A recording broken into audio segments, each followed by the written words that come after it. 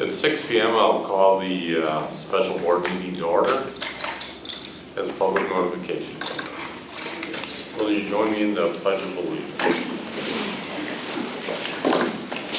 I pledge allegiance to the flag of the United States of America and to the republic for which it stands, one nation, under God, indivisible, with liberty and justice for all. Okay, roll call. Melissa. Here. Kay is absent tonight. Jenny. Here. Bruce. Present. Jeff. Here. Nick is also absent.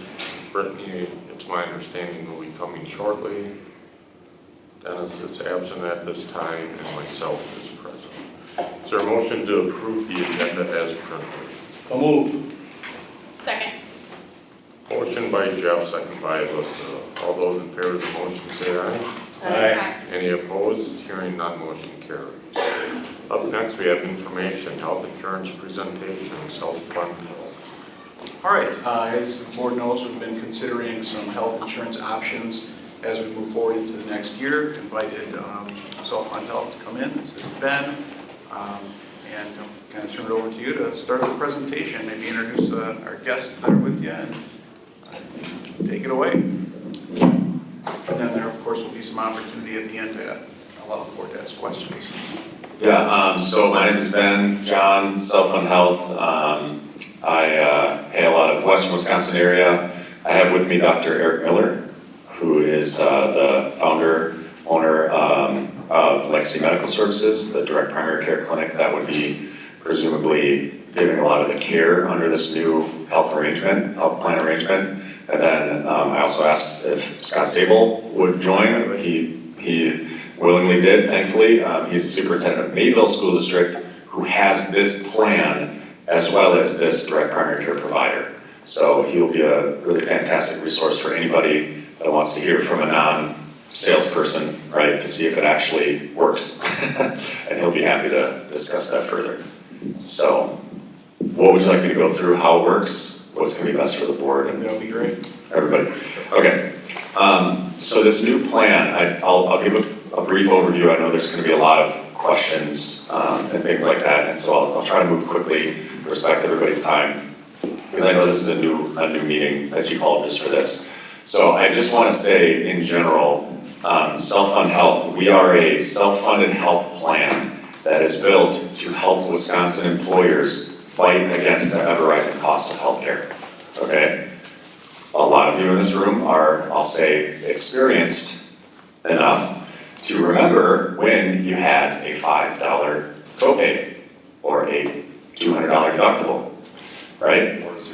Or a $0 deductible, right? And those days are where?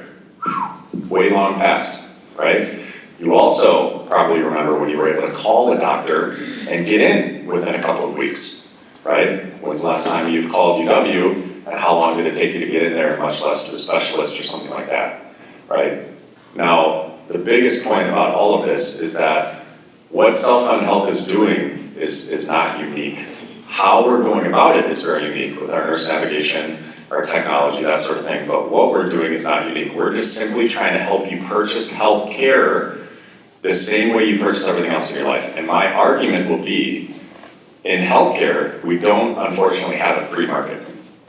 Because when you go to the doctor and you give them your ID card, you do not know what that doctor is going to charge you before you get the service. And it's fine if you disagree, you can argue with me, that's all right. But it's just simply not the case, right? So what we're trying to do is we're trying to bring transparency to your health plan to help you understand what is the fair price for healthcare, the actual healthcare services, and then help you purchase it the same way you purchase everything else, okay? You go to the grocery store, you go to, shopping center, you get clothes, groceries, cars, everything else. You know what the price is, generally know what the quality is before you purchase it. With healthcare, unfortunately, these days that's impossible. Okay, so that's what we're trying to do. That's the whole concept. That's why this works. It's not because of who we are, right? It's not because of Ben. It's because we're simply taking the same purchasing principles that you use every day in your daily life and just applying that to your health plan. Okay, so the biggest piece of this is that the health centers that we've trusted with our care, across the state are charging 3.5 times to 5.5 times what they reimburse for people on Medicare or Medicaid. Okay, so for every dollar the government pays for certain services, we, as the commercial consumers, of which you are a part of, are paying $3.5 to $5.5 for that. Okay, I believe that that's wrong because I believe the consumer should have the power and decide what is going to be worth it for them, especially when it comes to people's health, right? So we want to give better access, we want to give better quality, and we want to control the pricing by smart consumerism. So this slide represents the problem in our industry. This is nationwide, but in Wisconsin it's particularly bad because we're top 3 highest costs in Wisconsin. So literally what you are paying right now through your courts plan at UW is the 3 worst states in the country for your MRIs and your colonoscopies and your knee replacements and your gallbladder removals and all of these types of things. Okay? So we want to flip that script on its head and say, hey, there are a lot of high quality preferred providers, independent providers that are charging fair upfront pricing. Okay? We've got one in the room. When's the last time you had a doctor in the room for your open enrollment meetings, for your health plan meetings? Probably never, right? And Scott can also share about the other preferred providers that we have, within an hour of here, where we can get the employees care for free because of how much it's actually saving the plan and the employer as a whole. Okay, so when we use smart purchasing strategies, we are going to help bend the cost curve and not just have to take a 26% increase every year because our costs are going up so high.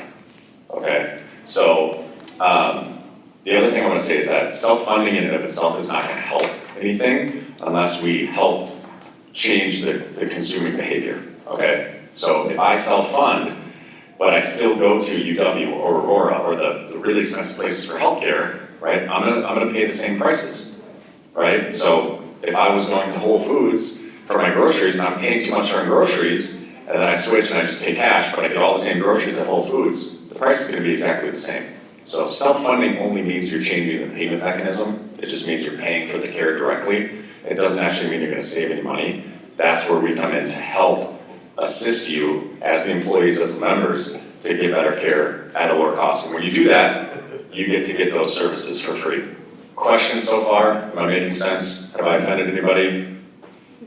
I think that's good to use Whole Foods because in my house we call that whole paycheck. Okay.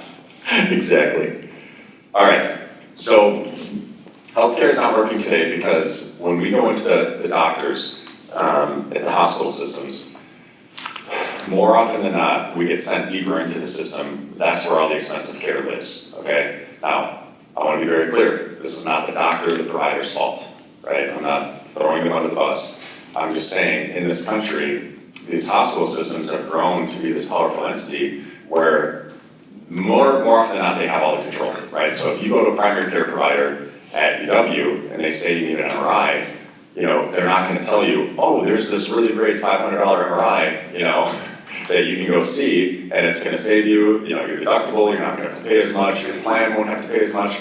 No, they walk you down the hall, you go deeper in the system, and that's where all the expensive prices are. So it's very, very, very hard to navigate the system on your own as a consumer. And I think that gives more control to the system than it does to the consumer trying to actually get that healthcare. So all of your members right now are on this dirt road, we'll call it, right? And so what are we doing to combat that? Well, the first thing that we're doing, which is the best cost containment tool that we have, and I'm going to have Dr. Miller speak to this in a little bit, is something called direct primary care. Do people here know Dr. Miller already? Just some people do. Are some people using legacy medical services by chance? Okay, so I'm not going to steal his thunder, but Dr. Miller, he's one of the best docs in the state by far, and he saw what was happening in the health system. He realized that he could not give the care that he wanted to give, so he left the UW system in specific, right, to start his own practice so that he could give the kind of care that he wanted to when he started, practicing and going to med school in the first place. He's built himself a fantastic practice. I want to be very clear. I do not have a financial incentive, right? Self and Health does not have a financial relationship with Dr. Miller's clinic. We are simply allowing the structure to be in place for you to get better healthcare through a primary care provider that you actually have access to. And I'll let him talk about how that model works in a little bit. So I'm gonna bookmark this and then move on to actually how the plan works, unless somebody has a question. Okay.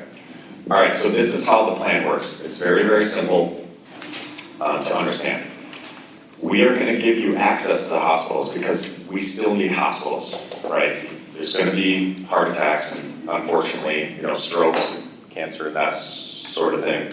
And babies being born and all that stuff. And so we can't get rid of hospitals, we need hospitals. However, 80 to 85% of what we need in healthcare is shoppable. Meaning it's not like an immediate, I have to go in and, I'm on a stretcher. Most of the time, we're actually scheduling it out, and that means that we can plan and shop for healthcare as long as we're in the right framework, the right environment to do that, like in a self-funded plan like we've created. So this paved road represents the new normal. So if people in the school district want to go to UW, want to go to SSM, want to go to Aurora, want to go to those different places, Watertown, right, whatever's near here, they can go there. Okay, we use a network that gives them access to there.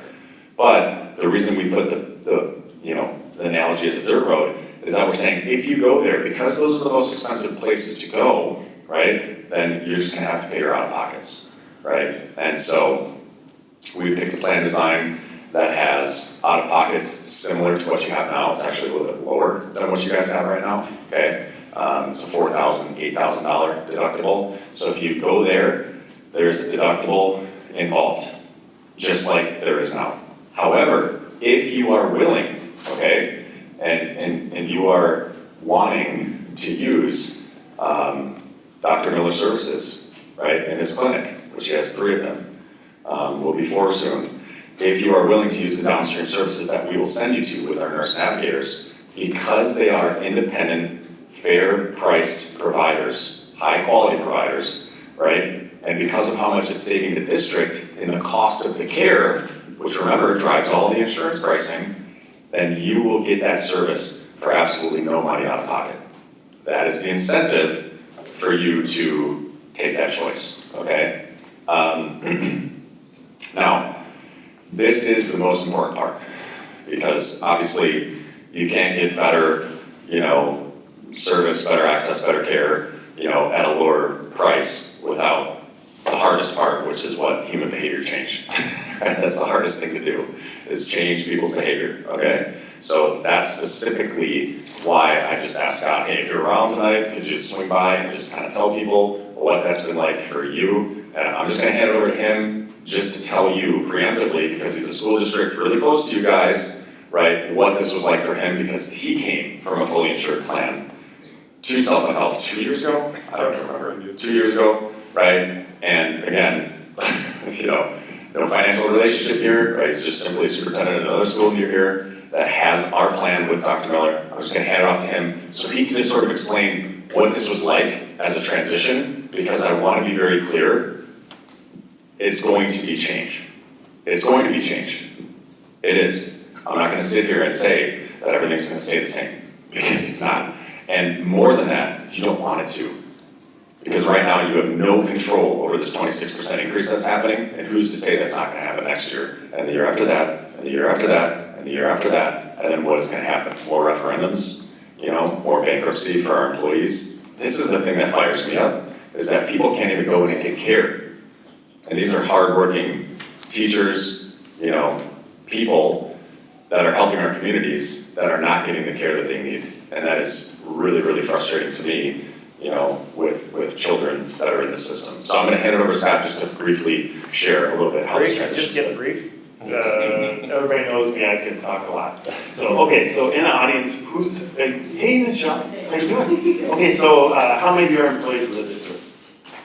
Okay, awesome. So one of the things, and Michelle can speak to this too, I'm very paternalistic. So I grew up, my dad's an educator, Wisconsin Coaches Baseball Hall of Fame.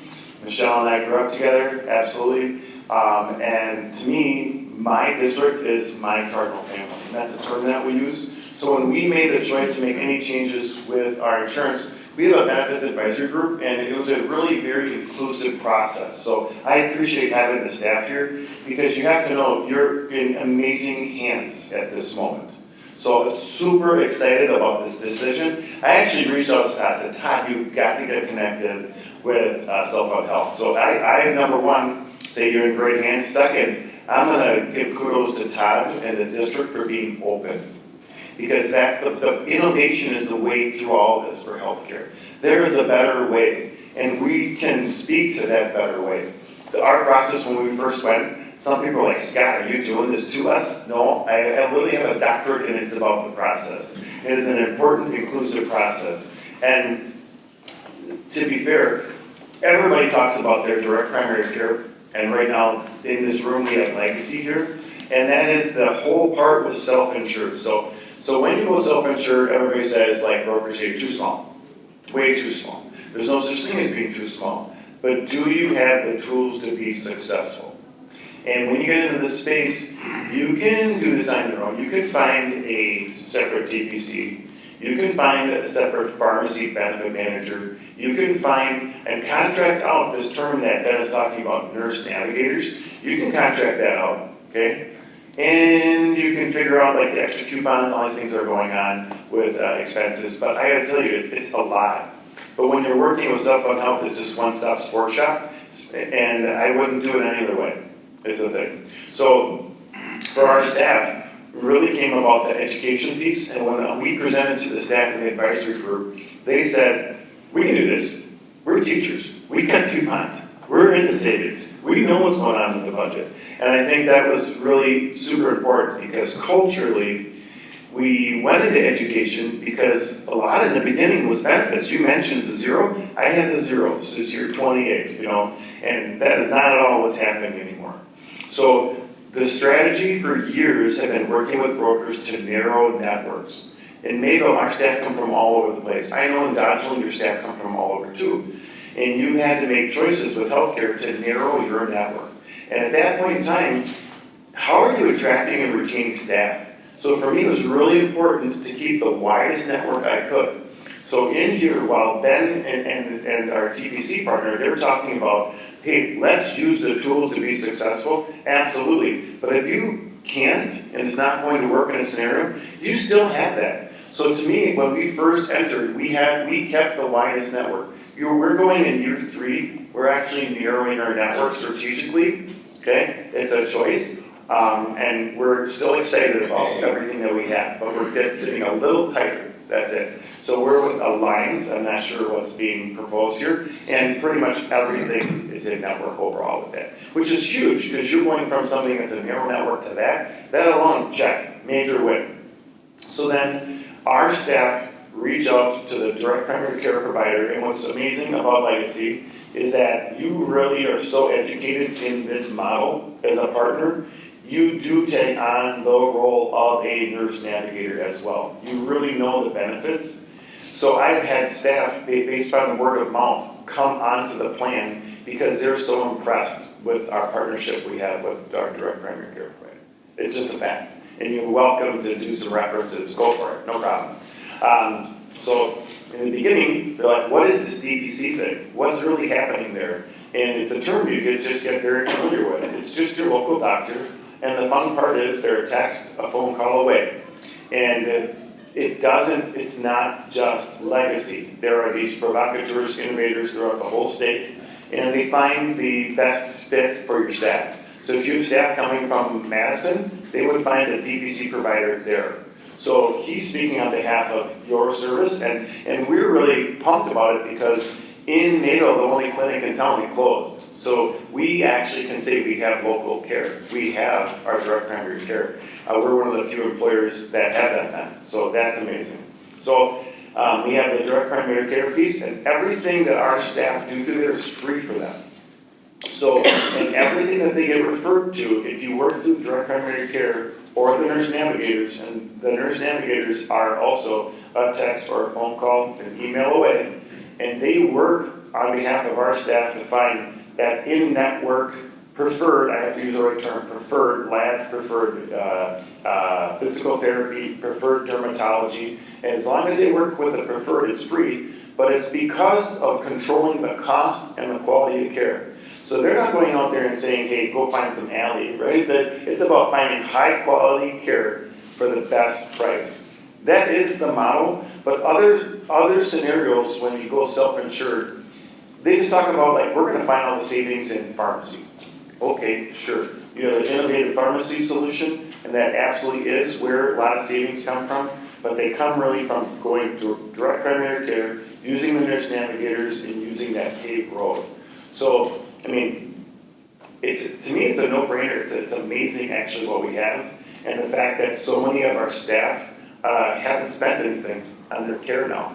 So they went from having high deductibles, narrow networks, and now we have wider network, but they're still they want to choose to use the preferred because they want to try to find that zero, especially when now the price of gas is $4.49 a gallon, right?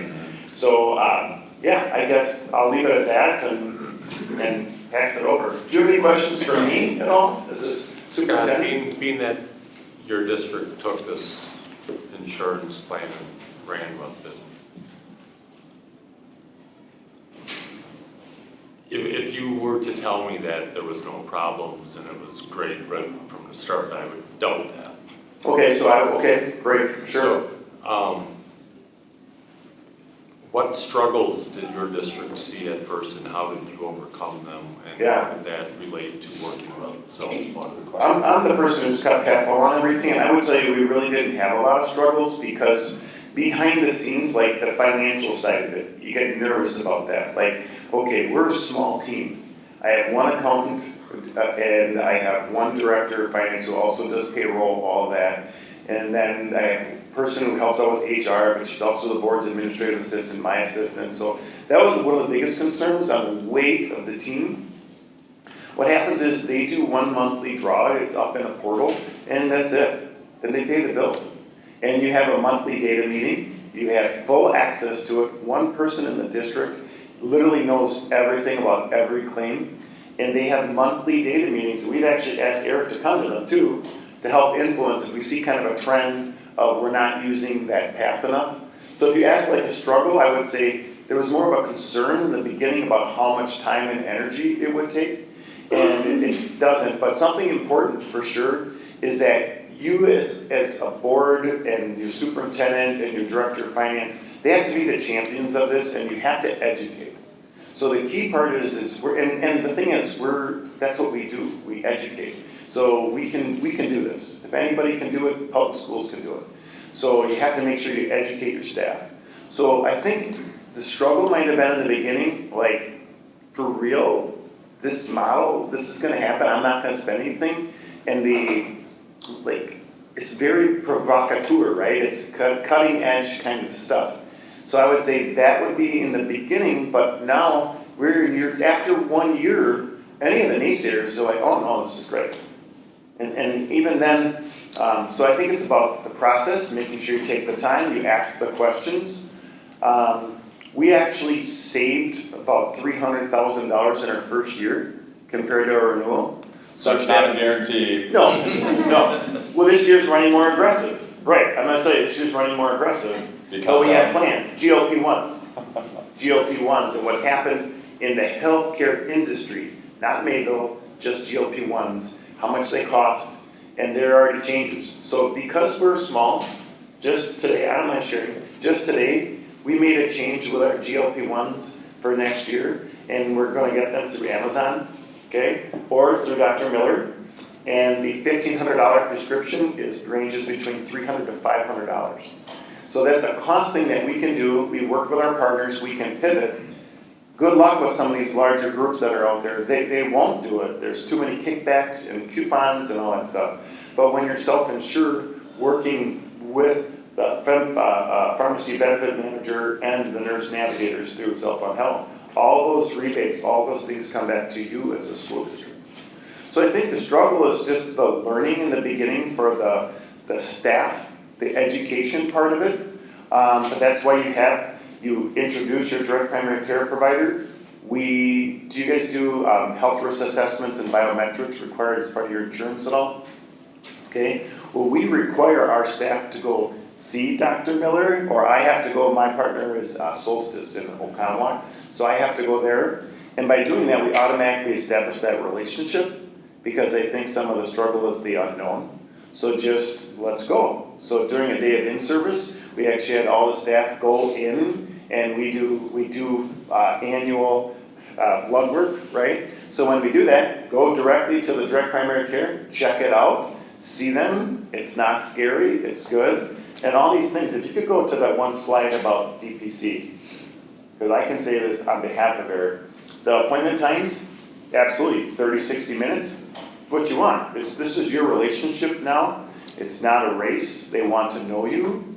You know, so different versus the, hey, I'm not feeling well, we can't get you in for 2 weeks, you better go to urgent care, right?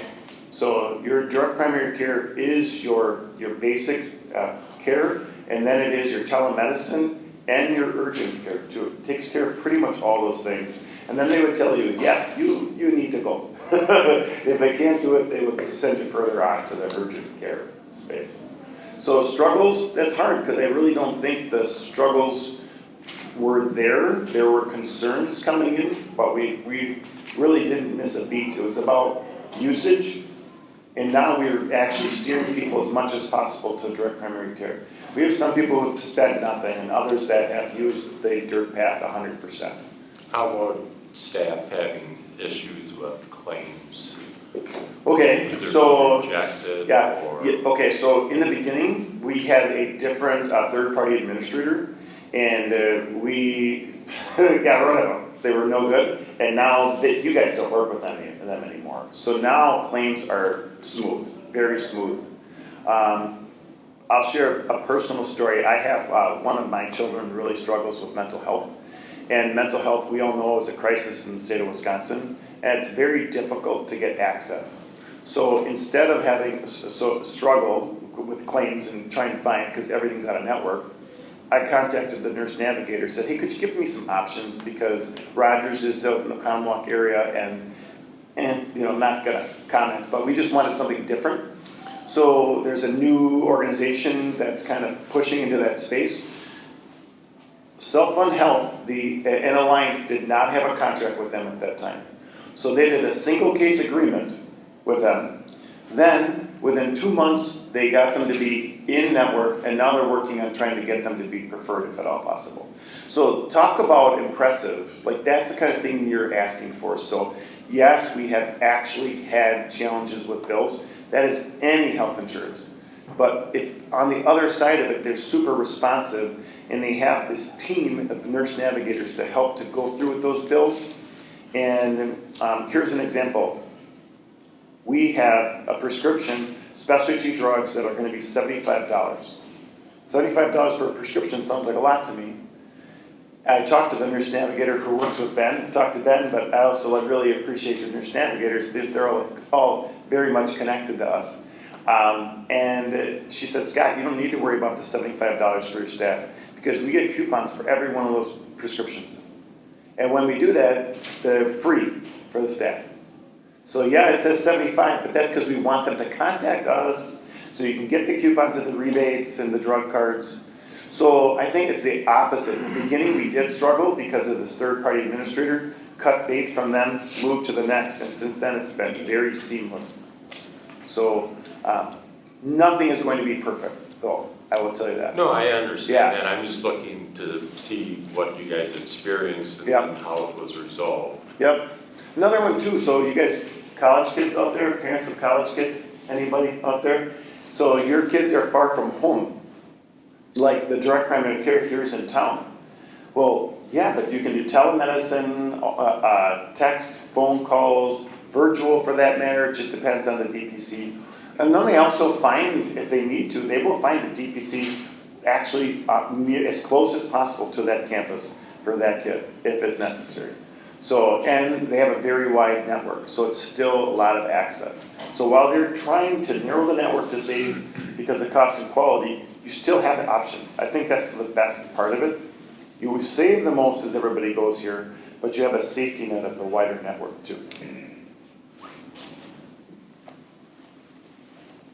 And I'll just say too, David, to answer your question, the biggest issue with this, most of the time, is that it's just unfamiliar. You know, it's just, the last 20, 30 years, we've done the same thing. You know, here's your ID card, here's your network. That's it, right? And I know my out of pockets, I know who's covered and who's not covered, but I don't know the cost, I don't know the quality. And now you're introducing this totally different way to consume healthcare, and it's freaky, it's scary. I remember, here's the struggle. There's 2 numbers on the card. One is to call a nurse navigator, one is to call Alliance. And they just need to know you call the nurse navigator, they take care of you, right? But that's it, just different. Yeah. So So there's, you get a card and they keep calling the wrong number in the beginning, like, Yeah. no, call the nurse navigator. yeah, that, and like the other thing is too, is like, to your point, you know, there's no, like I said at the beginning, just because you go self-funded, you know, it doesn't mean you're gonna save money, right? So $300,000 savings, right, or whatever, that's not a guarantee, you know, that's not a guarantee. You're self-funding, you're just basically saying, I'm gonna pay cash now, right? I'm taking the risk as the district to pay the claims up to a certain point, which is what the stop loss then, you know, sets that threshold, it's not set by us. And then the stop loss takes everything after that. And it's really important to know that, again, the reason you go self-funded and work with an entity like us is because you wanna get the control and the transparency where every dollar is being spent, right? But within that, the thing that makes me most excited, and I think what Scott is saying, is that there is a way to give your employees better care at the same time, you know, because if this is all about cost savings, then we're not having the right conversation, right? Healthcare is about a relationship between a patient and a provider. That's what healthcare is. Do you guys feel pretty comfortable as a board about what stop loss is? Yeah, we Okay. talked about that. Awesome, because really, that's one of the things too, when you go self-insured, we're public, right? How much risk can you take on? And that's why when you have stop loss, you're not taking on as much risk. Mayville was self-insured way back when, without such a thing called stop loss, and that's when you're taking on a lot of risk then. Yeah. So we have had people that absolutely in Mayville hit the maximum for sure, okay, it's going to happen, but that's not the norm. And so then you have that stop loss for sure. So I'm following and I understand the preferred direct care. Walk me through what that would look like between the different paths, dirt versus paved, for someone who buys into the preferred direct care, but also for whatever health reasons has a specialist, neurologist, endocrinologist, someone else they need to help manage whatever it is that they're living with as conditions. What does that look like for an employee? Yeah, good question. So her question was, what does it look like to do the dirt road, paved road thing? Do you have a plan design in me? Yeah, I was just gonna pull it up. So, what did we do? It's the 4,000, right? 4-8, yeah. So this might be just way too much mini lines. Oh gosh, what did I do? Well, as you do that, okay, so for number one, so you said they're already partnering with their direct primary care. In theory, yeah. Okay, so at that point, that direct primary care provider, somebody like Eric, Dr. Eric here, he knows the preferred network amazingly well. So he would try to send I'm the person, I'm the one. He's gonna try to send me as much as possible to that. So he's gonna exhaust all the options. At that point, if it is not there, it's not. Then it's pretty easy. You just go to your traditional insurance then. And at that point, it stops being free and it just goes back to The 4,000. the 4,000, 8,000, whether I'm an individual or a family. Probably, Exactly. the one part though to advocate is that Self-Fund Health itself, with their nurse navigators, they're really trying to get in the doors, they're trying to get in these spaces. And so they would actually see, on behalf of me, if We can that negotiate place that I price. go, if they could do A that. single case agreement. Yeah, Okay. right. And I just shared you an example of it. It Yeah, which I worked, think is right? impressive because Mhm.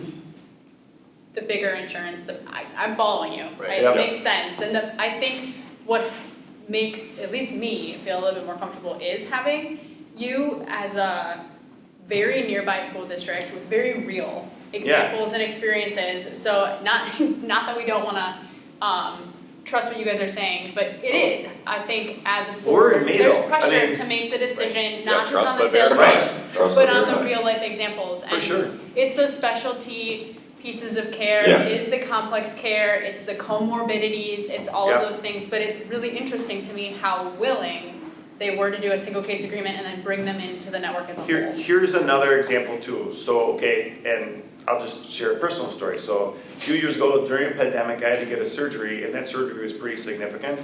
So, fully recovered, no problem. But the back of my head, I had to get Botox injections. Okay, so that was not a preferred option when I first started. I checked it out, didn't have it. So I had to go to use that. The good In part. network right here, Okay. 4,000, 8,000. The good part of that was, in that scenario, the nurse navigators helped me with a coupon card, and I got the rebates, personally, me, so that was pretty cool, Okay. one. Second, within the last year, they called me and said, hey, we just got somebody preferred, are you willing to go? So, well, where is it? 15 minutes away, I think I can handle that. So now I'm preferred, so that's another example of, yes, you're gonna see where there's not always preferred. Just as I'm sitting here, I saw an email, I did not read it, but it's from we made it, with our GLP-1s, we pivoted and made some changes to Amazon. Somebody contacted me and said, I don't know, what is happening, how's that gonna impact me? Well, the thing is, maybe that scenario's not gonna work for that person, and then we'll still continue with what we had before. So you're gonna have your wins, and you're gonna have your major wins, and it's not a loss, No, it's the same, right? right? Like, It's the and- status quo. And at least in this design compared to what our current plan is, your deductibles, even if you're on the dirt road path, It's it's better. still lower than what it, It's better. That's by right? design. Yeah. So to answer your question, and I'll get to the point here, this is the paved road, so the $0 column on your guys' screen, that's the paved road, right? What you're used to seeing is these two things, you're used to seeing these two columns, and those are still gonna be there. But right now, you don't have any choice, you just have UW, boom, there you go, that's all you, there are so many providers, independent providers, these is not, this is like, we don't own them. They're not like self-fund health providers, right? Like Dr. Miller does not work for me, thank God. Dr. Miller, right? These are providers that have left this system, right? And we have awesome independent neurologists that are amazing, right? For the people that have multiple sclerosis and that have the infusions and stuff like that. We're giving them at a fraction of the price because I'm being very reserved tonight. But if you want to nerd out about healthcare finance later and hear how actually really bad it is, absolutely I'm in it. will help you to get there. So really quick before your question, this is the point, is that you're absolutely right. Sometimes we don't have a preferred option because this is basically just like the independent places. So if we say, hey, like you need a knee replacement, easy example, gallbladder surgery, hysterectomy, whatever, right? Like general surgery, orthopedic stuff, right? Like you don't have a surgery center within a half an hour of here that we're gonna get that for free. You're gonna have to go to Orthopedic Associates of Wisconsin in Pewaukee, right? Or you're gonna have to go to Solstice off of Mayfair, or you're gonna have to go to Madison. And that'll be your choice, and you'll say, yeah, but guess what? If you go there, because it's costing $24,000 versus, 35 to 75, depending on how they code the surgery at UW, because we know we're guaranteeing that fair upfront price, and by the way, the quality's gonna be better, I can talk to you about that later too, then the member's gonna get it for free, because they are helping the district and the other members pay less for healthcare. Because if we keep paying more and more and more for healthcare, the insurance has no choice but to raise the rates. If I crash my car 3 times this year, I can't complain that my car insurance rates are gonna go up, right? That's how insurance works. Insurance is not intended to save us any money. I don't care what anybody says, it's not there to save us money. If we want to save money, we have to save money. And then we do that by smart consumerism. That's how the free market works. That's why this works. What he was talking about, the experience, and what Dave was talking about, the experience, that's what makes self-fund health different. What we're trying to do with this is not unique. We're just trying to purchase healthcare the same way we purchase everything else. What makes us unique is the part I'm going to talk about next after his question, which is the nurse navigators and helping people figure out how to get to the side, because nobody ever has before. Everybody's just taking their ID card, going in, and then just do whatever the doctor says. That's the hard part, David, that we have to change, is now you're changing human behavior. It's a $5 trillion industry. You're not just gonna change everybody's behavior overnight, you know? Because we got teachers sitting here going, sounds great, but I don't know what the heck to do, right? And that's where the nurse navigation and the you have to hold their hands, not in a negative way, like because I don't think they can handle it, but because they're doing something totally different now, right? And that's the worrisome part, right? Is that Bruce had his hand up before. yeah. So anyway, So who pays for it? Like you say it's free. There's a bill. Where does that bill go? yes. So this is the whole You do. exactly okay. It's not free to somebody. Right. Yes. So no cost. Right. Got a business guy over here. So here you're right. Okay, so and this is kind of the joke, right? I was a music major and I get to talk about finance, right? Okay, so the district, okay, is going to be totally fine. I'm going to make an assumption here. The district's going to be totally fine paying 100% of a $500 MRI versus paying 80 or 60% of a $5,687 MRI. So those bills, so you're talking about that portal, those bills come to the district? No, never. Okay, so. Yes. The answer is yes. Yes, the district pays. Yes. But the finance office itself, so in a different life, Mayville did self-insured, and every bill came to them. Right. And they paid every bill. Right now, the district office, the finance team, won't notice anything different than they're currently doing now. So right now, they pay a monthly bill per belly button. You do the same thing, you pay a The monthly TPA is the bill one per belly button. actually shooting the Goes You're bill. up talking to- workflow, but he's Yes, talking yes. Yeah, money But, flow. but, Yeah. so So the claims- whoever collects all of Yes, the bills, yes, yes. and we pay the bill, like, Yes. but we're paying the You're absolutely right. independent cash price. You're absolutely right. And guess what? That's what you're doing today. Right, no, I So get this is that, a it's much just cheaper high. Exactly. But, Yeah, Yes. and then that's where that stop loss comes in, is we're guaranteed to not exceed. Exactly. yes, whatever you. What's the spec deductible again? Because of all the people who are part of self-fund health, Right. they get About 30, insurance 50. through a pot. 50. Is that, So- is that correct? Sorry. Is that correct? So the reason that we're able to have a stop loss through self-fund health is because of all the folks who are in self-fund health No, combining to Close. a big pot, and Yeah. then we all get to pull from that. No. Try again. it's actually so like who did you quote, TPAC? Okay, so TPAC is the third-party administrator. No. Stop loss carrier. Stop loss carrier, sorry, TPA, right, TPAC. So they're the stop loss carrier, and really what happens is, they're like reinsurance in essence, so that's who's sharing the risk. It's like your workers' So- comp. It's like your workers' comp. You have a deductible, you have to pay over that, they cover anything over that. In essence, Mayville is Like with where is TPAC, so you would be with TPAC, and the other 1 million lives in the United States of America with TPAC, we're all sharing the risk. So you buy that policy to protect you, is the thing. So Think it's about not self-fund health, it's the actual TPAC itself, the amount of lives and bodies they have, Yeah. that's That how was they close. share the risk. You're Just have the close. wrong name. Right, So yeah. self-fund health is really helping us find these independent Totally. care providers Perfect. and the page path Yep. people Yeah. to go. So this is the insanity of this moment right now, is that Quartz has a TPA. They have a pharmacy benefits manager. They have a stop loss carrier, and they have a network. But they are not giving you any of the control or the insights. It is all skewed to make them money. We're ripping that apart, and we're showing you the engine, how it works, and then we're giving it to you, and we're saying, we're gonna help you drive this thing around the track now.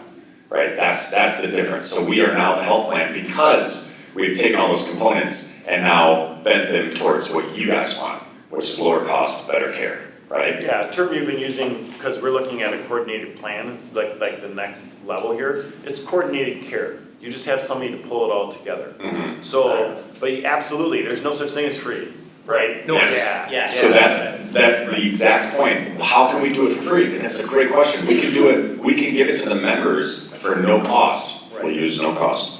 For no cost, because of how much it is saving the district on the claims. That's why. So again, you guys are gonna be fine paying 100% of 500 versus the member, you guys have $4,000 deductible. So the member would have to pay $4,000, and then the district would have to pay the $1,687 for something that should have cost $500. And we've had them happen. So being self-insured, we've had those moments happen, but that is not the norm. Once people understand the opportunity to get free, then that's what people really do want. And it's about cost and quality. Yes. So the one part that I think, so they're Dodgeland, we're Mayville, so you guys are building the preferred, and it's great for them to come in Yes. like year 3 or 4, Yes. as we were there earlier adopters. Yes. And I can say that. There are so many more preferred options here in the state now, because you think you guys are sick of healthcare, go talk to a physician. I mean, it's crazy out there. We got one right here, we'll talk in a little bit. Does that answer your question though? Yeah, Okay. thank you. So yes, Okay, so my name's Andy Kane. My family's a trucking business, Dutch Southern business. Awesome. Anyhow, Brenda's my wife, she's a school teacher here. Great. What, you're using these terms, so let's just say we have 3 or 4 catastrophic Yep. cancers, preemies, you know what I'm Yes. talking about. mm-hmm, yep, Is that what that stop loss is for, yeah. Okay, So so stop loss, a big insurance policy or? yes, so that is the think about it like a workers' comp, you know, like, or your house insurance or your car Because we insurance. were talking about this, I said, what if we self-insured? I'm just worried that we're gonna have 3 or 4 Yeah. catastrophic Yes. across the district. Yes, exactly. So let's frame it to what is happening right now.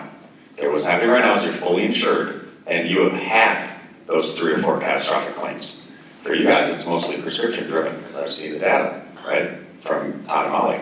Now, those are gigantic claims that now you are asking an insurance company to eat. So that's why you're getting a 26% increase without having any control over it, because think about it this way. I'm just gonna use simple numbers. You paid in $1 million in insurance premium to courts. Courts had to pay out $1.25 million in claims, right? What is courts gonna do next year?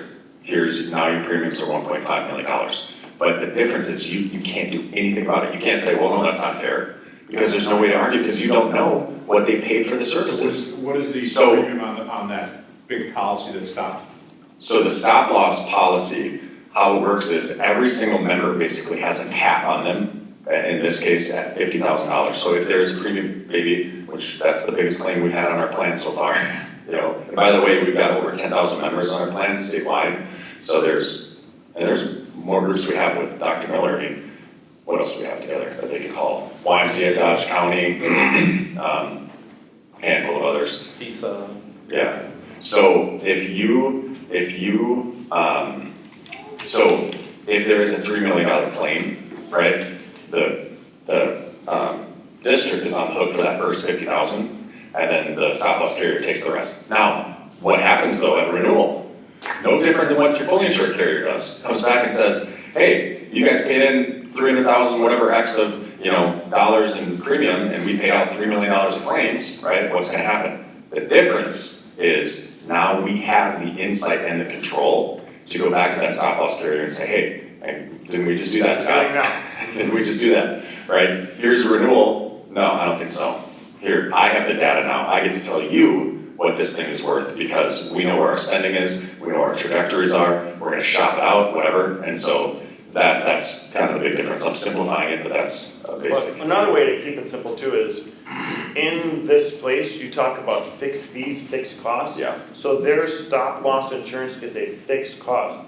The membership with your direct primary care, it's like a gym membership you're buying for everybody, so there is a cost, right? So They have all a of cost that, too. all of that, you know what that is. So in the renewal situation, where you hit $50,000 for, we'll say 3 people, you had a fixed, that stopped at the 50. But what's important is, even if you get a big renewal, it's only of your stop loss insurance. It's not of everything.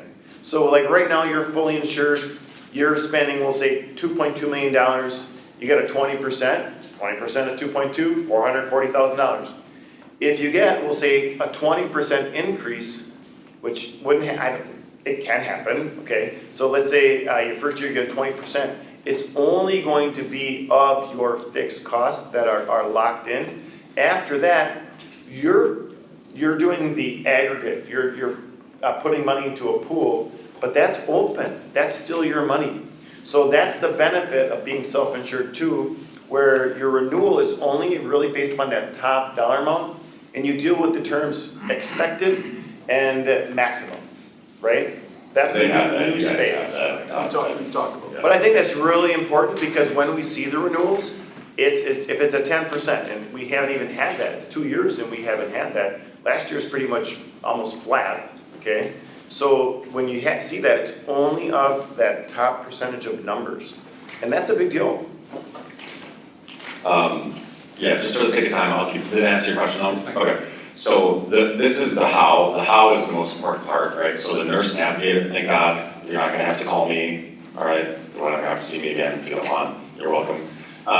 But the nurses they're the secret sauce, right? Because the issue is not that we can spend less on healthcare, right? The issue is not that there are these preferred providers and there are these, fair priced upfront places like, it's very unfortunate that some of you haven't even heard of Dr. Miller. He's been practicing independently in this area for 12 years now or whatever it's been, right? So it's crazy, right? Because we're stuck in these ruts and these one-way highways deeper into the system.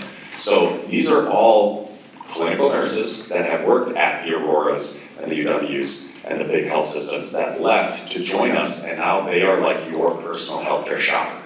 So they are gonna be the ones holding your hand, right? And getting you your prescriptions for no cost to you. Why? Because they're procuring them at a much steeper, cheaper rate discount, right? Based on getting them through Amazon Pharmacy directly, getting them through Costco wholesale, getting them through, GoodRx, getting them through alternative means than just the traditional pharmacy benefit manager model, right? They're the same drugs, right? Same exact drugs, same exact prescriptions, everything. They're just shopping for it at the lowest net cost, okay? So these nurses are going to be your, healthcare managers, for lack of a better term. So when you have questions, you can go to your DPC provider, Dr. Miller, and his providers that he has on staff.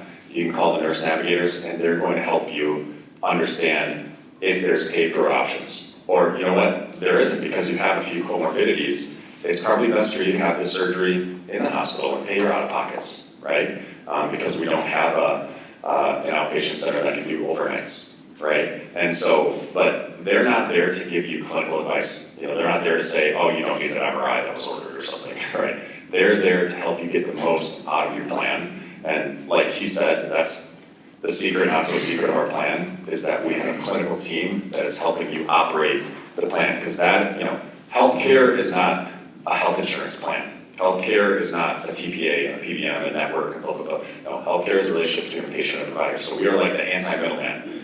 Self-admittedly, we are the middleman because we're paying the bills, we're collecting money, we're sending it all out, we're putting it all together, But we're trying to be the anti-middleman. We're trying to bring transparency and control to healthcare. And we're trying to bring a free market to healthcare, which doesn't exist right now. And the way we're doing that is by helping these nurses cook with you guys to get you to the right place at the right time. One of the things they do is they help with the bills too. Yes. The employees' bills, we have had some staff, you're working, wherever you're working with, you can have a challenge. So Yeah. like, hey, I went to preferred, this should be zero, and next Sure. thing you know, they get a bill for $5,000. Yeah. Like, what's going on? They just call the nurse navigator says, must be a coding thing, let me check into it, Yeah. they get it fixed. Totally. So the technology piece is important too, because this isn't just wait for people to call the nurse navigator, right? We don't want to put extra work on people's plates. So really what happens is we have this technology built in the background that ties all the components together with the plan, and it helps the nurses look for opportunities to save. So you might have some people, again, like Scott said, anybody that has a name brand medication, has diabetes, medication, that has specialty medications, that has any of that stuff, that is going to be no cost on this plan. Okay, go ahead. Are these supposed to be sent directly to them, or are they still able to get picked up at a pharmacy? They'll be sent directly to them. What if they are a tier that is unable to be sent by mail? Yeah. So, okay, so what's really fun about this model is you can actually go in and you can see what a prescription costs at a Walgreens, what it costs at Aurora, what it costs hometown pharmacy, right? And so then, from there, your smart shoppers, so you can get any prescriptions that can get filled through Dr. Miller's office, he would fill them, and then you would get it free. But are you saying because of temperature control? So, Well, either temperature they got that. control, or if it's one that's technically a controlled substance, Yeah, Yeah. controlled substances won't be sent, right, right, but then, That'll have but to be then you can go to like an Aurora. yeah. And so I learned that your Walgreens, you stay out of, if anybody works for Walgreens, I apologize, Stay out of you stay out of Walgreens. You go to Aurora, that controlled substance at Aurora, if your plan says like it's a 15, 30, 50, most often, it doesn't even hit the dollar amount of 15 if you go smart shopper. So it's like $10.20. You know at that point, you're literally paying like the cost because you're not even hitting the dollar amount for your prescription plan. So nurse navigators can help with all that stuff too. Yeah. So like, there was one time a controlled substance, that drug, so it's like ADHD medication, Serta, that your DPC can't fill that, right? Right, no. Okay, Carry that. cannot fill that. But I guarantee you get it very inexpensive. But then like in the plan design, maybe it's only generic. Well, if generic, that's not in, because there was a major shortage for a while there in the United States of America on these things. So talk to the nurse navigator worked, got it an exception, and it came in at like $10. If you tell me what it is, I can contact the nurse navigator and tell you. Yeah. But there's no, so the deductible and the co-insurance is for the medical side, but the prescription side has co-pays. So the most you would pay is that co-pay rather than your full deductible And I in often this see plan, people pay less than if you're a smart shopper. for sure. Hometown Pharmacy is actually a really good place. They're awesome. Yeah. Okay, technology, the nurse will reach out and say, hey, Bill, hey, Bob, hey, Susan, whatever, right? I can get you this thing for less because they're charging fair upfront prices. And then at that point, they get to say yes or no, right? And then, so if you don't want to, okay, that's fine. You can still go to the same place you've always gone. That's fine. But what really happens is after time, people go in and they use Dr. Miller, they use the preferred provider, they talk with the nurse navigator, and they're like, oh my gosh, this is so much better because it's health care, right? So anyway, all right. I think that's like the main piece. I think that's the main piece. The big thing that I just want to drive home is that this, the most important part of this is the ongoing education. It's the partnership and the collaboration between the school district leadership, right? Molly, Todd, the rest of the board, Dr. Miller, the DPC, the employees, and Cell Phone Health, because it really is a partnership. I feel that's how I feel like it is. It's a partnership, right? We're trying to do what's best for you guys. You guys are trying to consume healthcare differently, and healthcare is a big scary thing, right? That has just kind of turned into this monster, and so we are going to do things like running a health fair.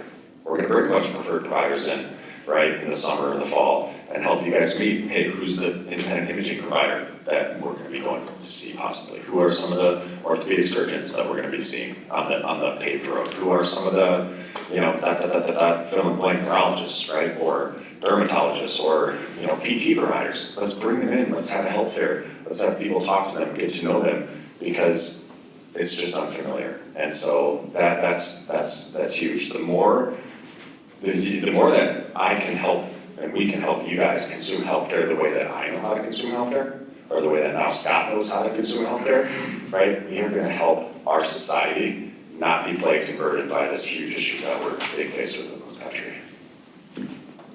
So I don't want to leave here and regret not asking this. So I'm going to pose the same sort of theoretical situation we talked about before, because I'm interested to know how it would look like under this plan.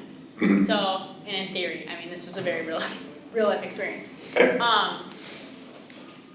My son is sick, symptomatic. I could have chose to take him to urgent care because he was that symptomatic, but I called my preferred provider because it's easier to get in. I see them same day for difficulty breathing, fever, whatever. And O2 is low enough, pulse is low enough, you want a chest x-ray to rule out pneumonia. In the Dirt Road plan, I get to walk down the hallway. It's more expensive, but also more convenient. What does it look like when I need that chest x-ray same day? I'm already taking paid time off. I've already pulled my son out of school. I mean, he's out of school anyway because he's got fever, right? Yeah. But if I'm a teacher, I'm also getting a sub in the classroom for that amount of time. Right. How do I get that check strikes, right? How do I get it quickly, and how far do I have to go to get it? Eric? I think he's the best person to answer Yeah. that. So, and this is the whole point too of like, because we're independent, right? We understand the options and we work with Self-Fund Health regularly for a number of employers.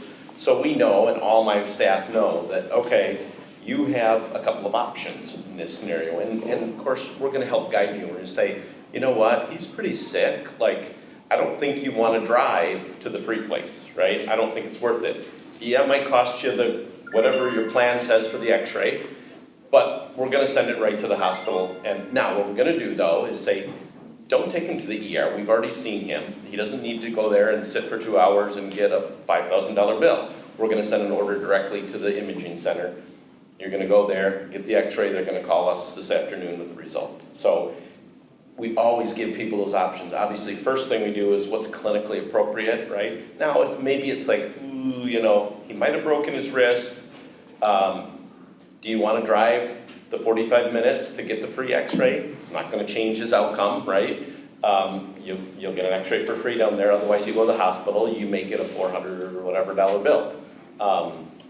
It's your choice, right? And I would have paid that in my traditional, fully self-funded or fully funded insurance plan, either way. You could, at some point, as the consumer of the healthcare, I'm gonna have to understand that there's some minor inconveniences, a drive to two Yeah, places. for sure. In order to, one, save myself Yes. money as a family, Yes. for quality care for my son, Yep. and save my employer But now you're gonna know. moving forward. Now you're gonna know beforehand. And if you don't know, you just call the nurse and say, how much is this gonna cost me? And they will tell you. Here's the free option, or no cost. No cost option, Bruce. Here's the no cost option. Here's the dirt road that you're gonna have to be in network and pay out of pocket. Are we gonna know exactly what it's gonna be? Heck no, because the hospital's gonna CPT whatever the CPTs are, right? That's the issue. But we're gonna know that, yeah, it's probably gonna be $400 or $500 for that x-ray, assuming, you know, other things don't happen. And so that absolutely is the difference, is that now you're gonna know. And this is what I tell everybody, it's like, you know, if you have a heart attack or you got a bone sticking out of your leg, you go to the hospital, like go to the ER, go to the hospital, right? The vast majority of the time, it's just sort of like, I just gotta talk to somebody, I don't know. You know, and that's deep direct primary care, this model of medicine is not unique to Dr. Miller. This is madly sweeping the country right now, right? And so like you hear of huge companies that have like on-site or near-site clinics, that's what you're getting with him right now. You know, you're not big enough to have an on-site clinic, you know, because there's 75 employees on the plan or whatever. But that's what you're getting with him. And I've got direct primary care. He lives 45 minutes away from me, but I have a cell phone number, so I just text him, you know, kid smashed up face or a, you know, nasty rash or whatever it is, and oh yeah, I'll send the cream over to Walmart Pharmacy, go pick it up, right? Like it's the access, it's the relationship that we're trying to get to with it. So this might be a good opportunity, I don't know, transition over Yeah. to Dr. Miller maybe, I mean, just. Are you guys good with the financial, I know you got the, go ahead. I know our district office, you know, the workload is high and, you know, the operating, what, go ahead. What does it look like on a monthly basis as far as what they have to deal with and bills they have to pay? I know Scott touched on it briefly, but if you could Yes. expand on that a little more. Yeah, so we're trying to, so again, there's 4,000 TPAs, third-party administrators, that will help you pay the bills to the doctors and the hospitals and work with the networks and all that kind of stuff. How we're different is we've contracted with a TPA, right? But we're trying to make this as simple as possible and just kind of hand it to you on a silver platter. So is there gonna be more work? Sure, but it's not gonna be in the bills and that kind of stuff. They're still gonna pay one bill, right? And then we're gonna take that and you're gonna have access to all the banking, all the claims, pay all the bills. The work is gonna be in these people, right, over here, coming to Molly saying, what do I do, right? Especially the first few months. And so that's the big thing, is just having that internal leadership that is on board with, we're doing this together. And so let's get you hooked up with the nurse navigator. Let's get you hooked up with, you know, Dr. Miller and the DPC. Let's get you hooked up. Let's get you logged into Capital RX portal, right? Let's get you logged into whatever, right? And helping with that sort of thing. The billing stuff is not, I mean, I don't know, Scott, you can answer. I'd say on behalf of Molly and Todd, it's really being connected to the self-fund health representative and their navigators, and I don't think they need to know all of those things. It really should be, you have your HR team, it's the nurse navigators. So I would say they need to be stewards, they need to know the plan, absolutely, but they just need to know what's the number for the nurse navigator? That's really what you need. This plan was built with this situation in mind, knowing you don't have 300 employees with 2 HR people that have the capacity to take on this whole other role, because it is more work because you're not educating the consumers and trying to drive traffic, for lack of a better term. And so, so we are trying to make it as simple as possible. Is it as easy as the HMO? No, right? I mean, it's like you said, Melissa, it's so convenient, and that's part of the problem, right? It's because now we don't have any choice. We're just going right in and paying whatever they charge us. It's the monthly meeting. It really is the once a month meeting talking about the data, so that if they wanted to be more work, they could be an influence. Yeah, you can turn it to That's really Scott, what it comes down and you to. could come to us and say, what is this charge That was on the health plan? It's like, is that gonna be part of Molly's role then, is to do like a discount double check kind of thing, like where, right, so unless she wants it to be, or we want it to be, right. kind of How like mu- what you're how- doing. How much Like, time oh, do they have to be I see, engaged? yeah, It's like, really- oh, it I could be- see GLP-1s are one of our highest things, oh, let's do something about that so we can change Yes. that, is Molly supposed to be doing No, that? self-fund health does that. Okay, So a woman named Joni, so she's a nurse navigator, what is her actual title? Account manager. Account manager, there you go. So we have a meeting with the account manager monthly, I just call her Joni. So we have a meeting monthly to look at the data. Go over that stuff. And at that point, they tell us the pattern, they tell us the data. I mean, there's one person in the district that's gonna sign a document that they can get into everything. I don't have time for that. I'm that person, I don't have time for that. So it comes to the meeting, then we have the conversations about the trends and things that are happening. We do have a broker that joins into this because they believe in this model. So they come in, they dig into the data too, but I don't. They tell me, and then from there, like with Molly, we would say, all right, what do you think we're gonna do with this information? Is there anything? And it really just comes down to educating. So at that point, if we saw a trend, we would get a communication out to the staff, hey, here's what's going on, real high level, and probably actually throw it into chat to make it real nice and easy, so it's even that much time. Send it out, read it again, because you have the human, the AI, the human, send it out, call it a day.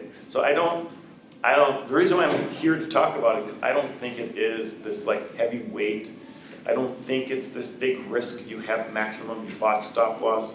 It's just a great You see him now, you should have seen him 2 years ago before this. How many times did we meet? 7 to 8 times. Sure. Yeah, he was. Want to make sure. That's why I think it's great that they're having this meeting with you 100%. and asking the questions. Absolutely, and it really, I mean, not to pun not intended, but it's education. It's education. The more you learn about this stuff, the more you learn about stop loss, the more you learn about like whatever this is, like I've never gone through this and had somebody be like, well, that's a stupid idea.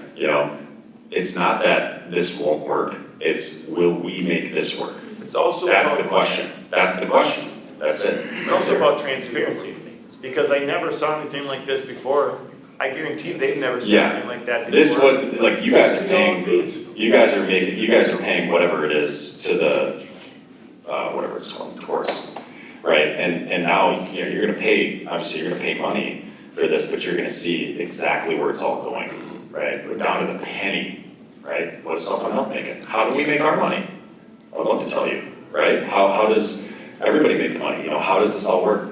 We're putting together a car, and all the siding and stuff is all glass. You can see right through it and understand how it works, and that's kind of how you're gonna see this. So let's get to Dr. You guys have the numbers. Does anybody want to talk about them? I know you have the numbers. So I just want to be really clear on the number piece, that there's 2 different types of stop loss arrangements. Okay, there's a 12-12 contract, there's a 12-18 contract. Now, without getting into a scholarly debate about the virtues of each one of them, I'm just going to show you the overall numbers to help you understand how this works, okay? So the max liability with a 12-18 contract is 1.529960, with everything included. The max liability with a 12-12 contract is 1.333689. And this includes this factor total right here that I'm highlighting. That's the variable cost, okay? So this is the money that is unspent. That's your deductible, basically. So if Dodgeland Schools, right, and the employees buy into this model, they work with the nurse navigators, they drive their spending down, they go to the smart places, you know, and a little bit of luck, I'll throw that in there, right? Because we didn't get the premium, we didn't get the huge cancer, we didn't whatever, right? There's a chance that we do not spend all of that money, okay? Who gets that? Dodgeland Schools, because it's money you did not spend. That's the beauty of self-funding, right? Is you're only paying for what you need. So in a 12-12 arrangement, the stop-loss company is only covering the claims that were incurred and billed in that first 12-month period. So whenever you go into self-funding, you have to account for all of those bills that are going to be coming in from your doctor visits in March, April, May, June of next year. Okay, because the providers don't just like, oh yeah, you go in and then they send a bill and magically it's paid right away. It's not how it works. There's this run-out period where you're gonna be going in, you know, April, May, June of next year, and then so the stop-loss carrier has to account for those bills that are like kind of spilling out into the next year, okay? So the reason I'm showing you the two different numbers is because if you do a 12-12 contract this year, okay, which is great, it's the same stop-loss contract, same stop-loss coverage, same carrier, all that stuff. You're just not paying for that run-out coverage. You're paying the claims either way. So, you know, get that out of your head. But you're paying for the coverage, right, the premium up front with a 12-18 contract, okay? In a 12-12 contract, you're gonna pay for it in the next renewal. So next renewal, okay, the minimum increase is gonna be the difference between the 12-12 and the 12-18. So it's gonna be a 15% minimum increase because the stop-loss carrier has to account for all the claims that are gonna be spilling out into the 2027 year. Does that make sense? I hope I explained that well. But I just want you guys to know that it does not mean exactly what Scott said. 15% increase, right, on the $329,000 is less than a 15% increase on $1.333 million spend, okay? And the variable cost, even if this goes up, let's say this goes up 20%, right? That does not mean you are going to spend that. And with the type of stop-loss contract that you have, the specific and aggregate contract, you are affording yourself more protection, more control, more transparency, more leverage to do something about however this year goes, okay? I think this is a great idea. I want to preface this with that sentence. If we choose not to renew after a 12-month period, those bills that spill over, what happens to that? How do we pay that? If you're in the 12-18 contract, it will account for all the run-out. If you're in a 12-12 contract, then you will just keep run-out services with the TPA, and then you will pay those bills as it goes. Either way, you are paying for the claims because you are self-funded, right? But I want to also preface my statement by saying that this 100% is as scary as it sounds, right? This is a year-by-year contract, so you're not locked into a multi-year thing, but you should absolutely see this as a multi-year strategy, right? Why? Because change is hard. Change is hard, and as much as they're gonna love it, right? I promise you're gonna love it, right? As much as you're gonna love it, it takes time to kind of get the shit going in the right direction. You know what I mean? So, again, he said he saved a bunch of money. They did, but that's not a guarantee. I just want to be so clear to you guys. But that 1.33689 is our absolute Correct. Max maximum liability. that it would Yes. cost us even if you had 3 preemies and 10 If we had cancers, everything happen, yes, that would be our absolute. which we do not speak over No. the employees of this But, district. I mean, even if everybody Yes. did the dirt path and Yes, maintained correct. that 133, Yes. that, cause, correct, okay. absolutely, yes, exactly. That's your max, that's this, and more than that, this is what they actually think you're gonna spend in claims. Right, yes. This So, is the max, this is the expected. I know you talk about developing your relationship in healthcare and stuff, but the reason we're kind of looking is cost savings, right? Yeah, So the point of us taking this kind of, I guess, change is to hopefully see that yeah. 1.1 instead of the 1.3. Right, and I want to be really clear. So again, minimum 15% next year, Right. okay? Probably, depending, if you guys run on average, it's probably gonna be 18 to 23, right? But, That's a smaller number. yeah, for sure. And they'll say, they'll put a 15 on this too, but it's the potential spend, it's not the actual spend. But here's the thing is that, you know, the cost curve right now is just doing this. That's all it's doing. And there's nothing you can do about that every year. What we're gonna be doing is we're gonna be trying to, bend the cost curve, right? Do we have groups that we've had for several years that have been flat renewals or negative renewals? Yes, right? But that is the minority. The majority have had increases because healthcare is bleeping expensive, right? And you're giving it to your employees at no cost. So guess what? There's a lot of pent up demand over here. There is. There's the people that have the aches and the pains and the sores and the, whatever, that have gone in because they don't want to pay a $4,000 bill. That's a Yeah. So there will be more utilization. The first year, we usually see an increase because people just have had, frankly, crappy healthcare for the past 5-10 years. Now that they have access to it, they're like, oh, thank God, right? And then they use the, what out of it. And so weigh the risks. Is that a good thing for the district? Arguably, it makes them Yes, healthier yes. in the long Right. run, right? Well, 100% it does, but also now you have a retention tool. Now you can tell that new teacher, hey, guess what? We got a health plan where, you cannot pay potentially any money above your premium. So Dr. Miller can speak about like the engagement for Mayville. Yeah. Right?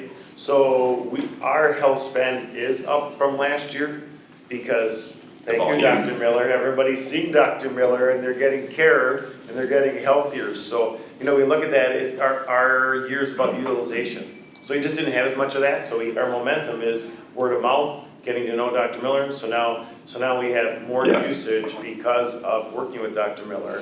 And I'll shut up now and let It's a him good talk, thing, because so. he's gracious enough to come here. Yeah. So if you go the dirt road, it is, the onus is on us to pay the difference, not the district. Is that correct? You just pay your out-of-pockets, That's the 4,000, 8,000, yeah. And then the district pays the rest. A lot more. Like they do now, yeah, exactly. But sometimes it's inevitable, so we're not saying that, again, it's an option. We want choice, that's what we You want. have a child who has an inherited disease, Yeah. that sees a specialist in Madison. Yeah. Yeah. And she's been with them since she was a very Yeah, young child. for sure. And I'd like to keep that path. 100%, yeah. So this is a great example, and this goes back to your question, Alyssa, okay? So let's say the child, and I'll just make up a scenario, okay? Let's say the child, before they go see the specialist, needs some labs done, or needs some imaging done, or needs an infusion, or needs, X service. Well, guess what? How much are the labs costing at Legacy Medical these days, Dr. Miller, if we need a full lab panel? I mean, depends on what it is, but it's 1/10 of what it is at the hospital. $15, $20, maybe $40, right? So we can go there, get the labs done, the nurse will help transfer those records. Could you possibly reach out to that physician at UW and see if. The nurses do that. And bring them into the. Oh, no. Okay. That's- UW, let me be very clear. We have tried to negotiate single case agreements with UW. Do you want me to tell you what they said? I can't actually say that on the microphone. I mean, that's how real this is. And until more employers vote with their dollars, they have no need to change, right? Because the majority of people are just going there and paying the prices, unfortunate as that is. And again, it's not the provider's fault. I'm sure the provider you guys see is awesome. It's the, it's the system, right? So you just still have access through the, more of the traditional path. Exactly, but like, let's say she or he needs an infusion or needs labs, we can go there for Dr. Miller. If they need imaging, we can get that stuff for free.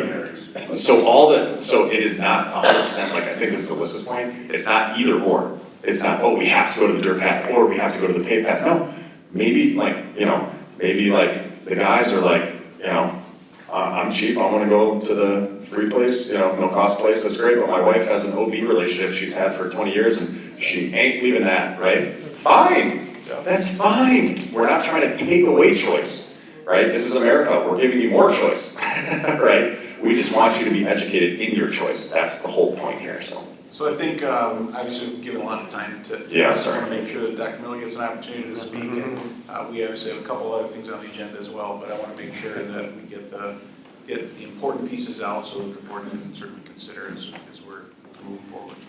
What I think would do in the interest of time is I'll give you just a very brief summary of my practice, what it looks like, what we offer, and then just leave it open for questions, because I think that's helpful sometimes of like, what happens in this scenario, or how would that work in your clinic? So, again, my background, I worked for UW for 18 years. I've been a resident practicing in Dodge County for 30 years now. So I did 18 years in the traditional system at UW, practiced at Beaver Hospital, and then I left because I saw this model and felt, was quite frankly getting kind of burned out in the system after 18 years.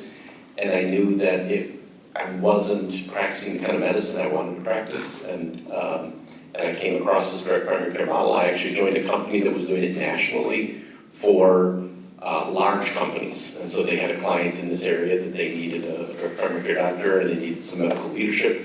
So I did that for 6-7 years, and loved it. Came to love that model, understand how well it works for employers, and then that national company got bought by a venture capital firm, and we all know what happens then. So then I was like, I can't go back to the traditional system. I just don't believe in it anymore. And so I started my own direct primary care clinic in 2020, and it's gone tremendously well and grown. In big part, quite honestly, to self-fund health. When I started, it was all just individual patients, families joining, and it was a slow climb. And of course, it was during the pandemic, which made it interesting. And I would go talk to employers, and many of the employers say, wow, that sounds great, but then they would talk to the broker, and the broker would say, no, you don't want to do that. And it really took a group like Self-Fund Health who understood the beauty of this model and building a plan around it and putting the rest of the pieces in place. Because I have employers currently who have tacked this onto their traditional healthcare plan, and their employees love it, but it's not helping bend the cost curve for the employer. So this model really does make it all work together well. So that's what I love about it. I think I have, maybe 18 employers I'm working with now, and probably close to half of them are with Self-Fund Health. Some are through other brokers. But basically how my clinic works, I have 3 locations currently. I have myself and 2 nurse practitioners. We'll be bringing on another physician next summer, 2027. We probably will be opening a 4th office in late 2026, early 2027, and that'll be probably in the Columbus Fall River area, just based on our growth patterns. So currently it's Beaver Dam, Mayville, and Fond du Lac. Each office is open 3 or 4 days a week, and we kind of rotate around. I go to all 3 clinics, but different days of the week. 24/7 access in the sense that there's always one of us on call, and we encourage people, call us, if something comes up urgently, call us, because we can maybe help you and decide, do you need to go to the emergency room, or is that something that can wait, or can we help you over the phone, can we do a virtual visit? We do, obviously a lot of in-person office visits, we do virtual visits, people love that, they do that with college students all the time, and a virtual visit, and telemedicine and other things now, but I believe that virtual medicine works so much better when you have a relationship with the provider, right? That's very different than calling a random teledoc person. We have the records, we know that person, and we're gonna do the follow-up, right? So we do a lot of that, and the reason we can deliver care in so many different ways is because we're not tied to all the insurance rules, right? We never submit a bill to insurance for anything, right? We get paid a flat fee for each person who's on our panel, and all the care they get is covered under that. We also are built on a model of transparency, so if there's ever any additional cost to a patient, they know exactly what it's gonna be. That actually doesn't happen with self-fund health because they know our prices are so cheap, they pay anything that's done through our office, a med that's dispensed, extra labs, anything, they cover it all. But other, yes, it's not free, but it's much cheaper. But part of our model is transparency, right? So when we have our lab prices, and you saw that in that first slide, yeah, literally, a CBC is $3.48. So you're not marking it up and making money on it? We make no money on it. Passing that Yep. along. And whether that's a retail patient or just a family who's joined because they don't, sick of the system, or maybe they don't have any health insurance, that's what they pay, right? Self-fund health pays all our fees. The meds we dispense in our office are generics, very, cheap. Most of them are $8 to $12, and that's what the patient pays. So if we're ever there's gonna be some extra charge, they always find out upfront about that. What do we cover in our office? Actually, I do more comprehensive primary care now than I did when I was at UW, and the reason is I have more time with people, right? And patients love to get care in our office because it's saving them money, it's more convenient, easier access. We spend more time with them, so people will say, can you take this mole off instead of me going to dermatology? I can't even get in there for 8 months. And so we do a lot of preventative care, well childs, adult physicals, all those things, screening care. We do a lot of chronic disease management, so everything from diabetes to asthma, mental health, heart disease, you name it. We try to do urgent care, but we are not an urgent care clinic. So I always tell people, because we spend a lot of time with people, it's not a walk-in clinic, but if you call us, we will find a way to get you in. We do procedures in the office, a lot of skin procedures, the basic things, joint injections, toenail removals, wart treatments, all that. That's all included, no extra cost for any of those EKGs in the office. We do not have imaging. We simply don't have the volume to justify the cost and having an X-ray technologist in the office. So we try to utilize, again, whatever's appropriate, right? If the person needs an X-ray right away, we're gonna send them to the closest hospital to get it. But if it's not that urgent or they're willing to drive, we can send them to one of the imaging centers where it will cost them nothing out of pocket. Let me think what else you would like to know about our practice. All ages, newborns on up.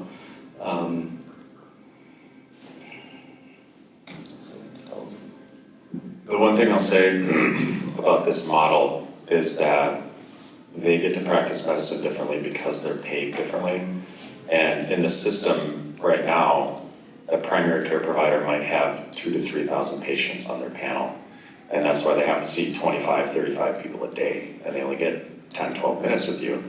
Dr. Miller might see 5 people a day, 7 people a day, right? He spends that half hour, 45 minutes, hour. I would highly, highly, highly, highly recommend doing an incentive program for Dr. Miller's services in the first 3 months. And the best way to do it is simply to tell every member on the plan, we will give you a $100 gift card. What did we do for Mayville? We did this, right? Didn't we do it? So we have a wellness program, actually. And then they save on their premiums if they do that. And one of those is they need to get a physical and they can go to their direct. What most groups do is they say, here's a $100 gift card or Quick Trip or whatever you want, it doesn't matter. And just to establish care, it doesn't mean you have to go there for all of your needs, but establish the relationship, because then maybe your kid gets an ear infection, right? And you love your pediatrician and the wherever place you go, and that's great, but then you get an ear infection, and oh wait, I know that I can just call Dr. Miller, and I have a relationship with him, right? And now I can get that prescription sent in by just calling him, right? Or going into being seen right away or whatever. And so just establishing that connection is huge. And so this is the point where I think most people are like, well, you're saying I have to change my provider, right? And I'm not saying that. You don't have to. If you want to stay on the dirt road, the same thing is going to apply. You have your deductible. However, I would highly encourage you to try Dr. Miller services because you're actually going to have better care and better access long term. So really what we want to see the first year is about 50% participation in Dr. Miller services. If we can get more than that, we're killing it, right? Right? And then next year, 60, 70%, and the year after that, 80. You're never gonna get everybody, right? Because they have the other option, and that's okay. We have questions for that. That's right. Okay, I have a couple questions. Mhm. One, you mentioned that like you have multiple groups that you work with, like CISA and your school. So obviously there's many people in a school district that come to you. So what does like scheduling with you look like? Like how far out are you scheduling in comparison to obviously hospitals and other places? Yeah. So, you know, part of our model is good access, right? And so we try to make sure we can see people quickly for urgent needs, right? Because it doesn't do you any good if you have something that needs to be seen quickly and we don't have any openings for 3 weeks, right? So we keep certain urgent care slots available every day. Now, when it comes to physicals, obviously those are less urgent, so those get booked out. And it depends a lot on what people's availability is. And I always want to caution people when we say, you know, we try to same day or next day access for urgent needs. But if the person says, well, I can only come to this location at 3:30, that may be full, right? We can't, we're not just sitting there twiddling our thumbs, right? So, but for physicals, I would say if you have some flexibility in who you see, where you go, what time of the day, probably within 2 weeks, you would have a physical appointment. You know, routine follow-ups, we schedule people all the time. We do a lot of virtual visits for follow-up simply because it's super convenient for patients. And it's cost-effective and timely when someone cannot have to leave work and do a virtual visit when it doesn't need to be a physical, right? Maybe it's just a follow-up on how they're doing on this new med we started, or you know, mental health issues. We do a lot of virtual follow-ups for those. So that's another very convenient way to access people. But again, it's about, we spend a lot more time with people. So,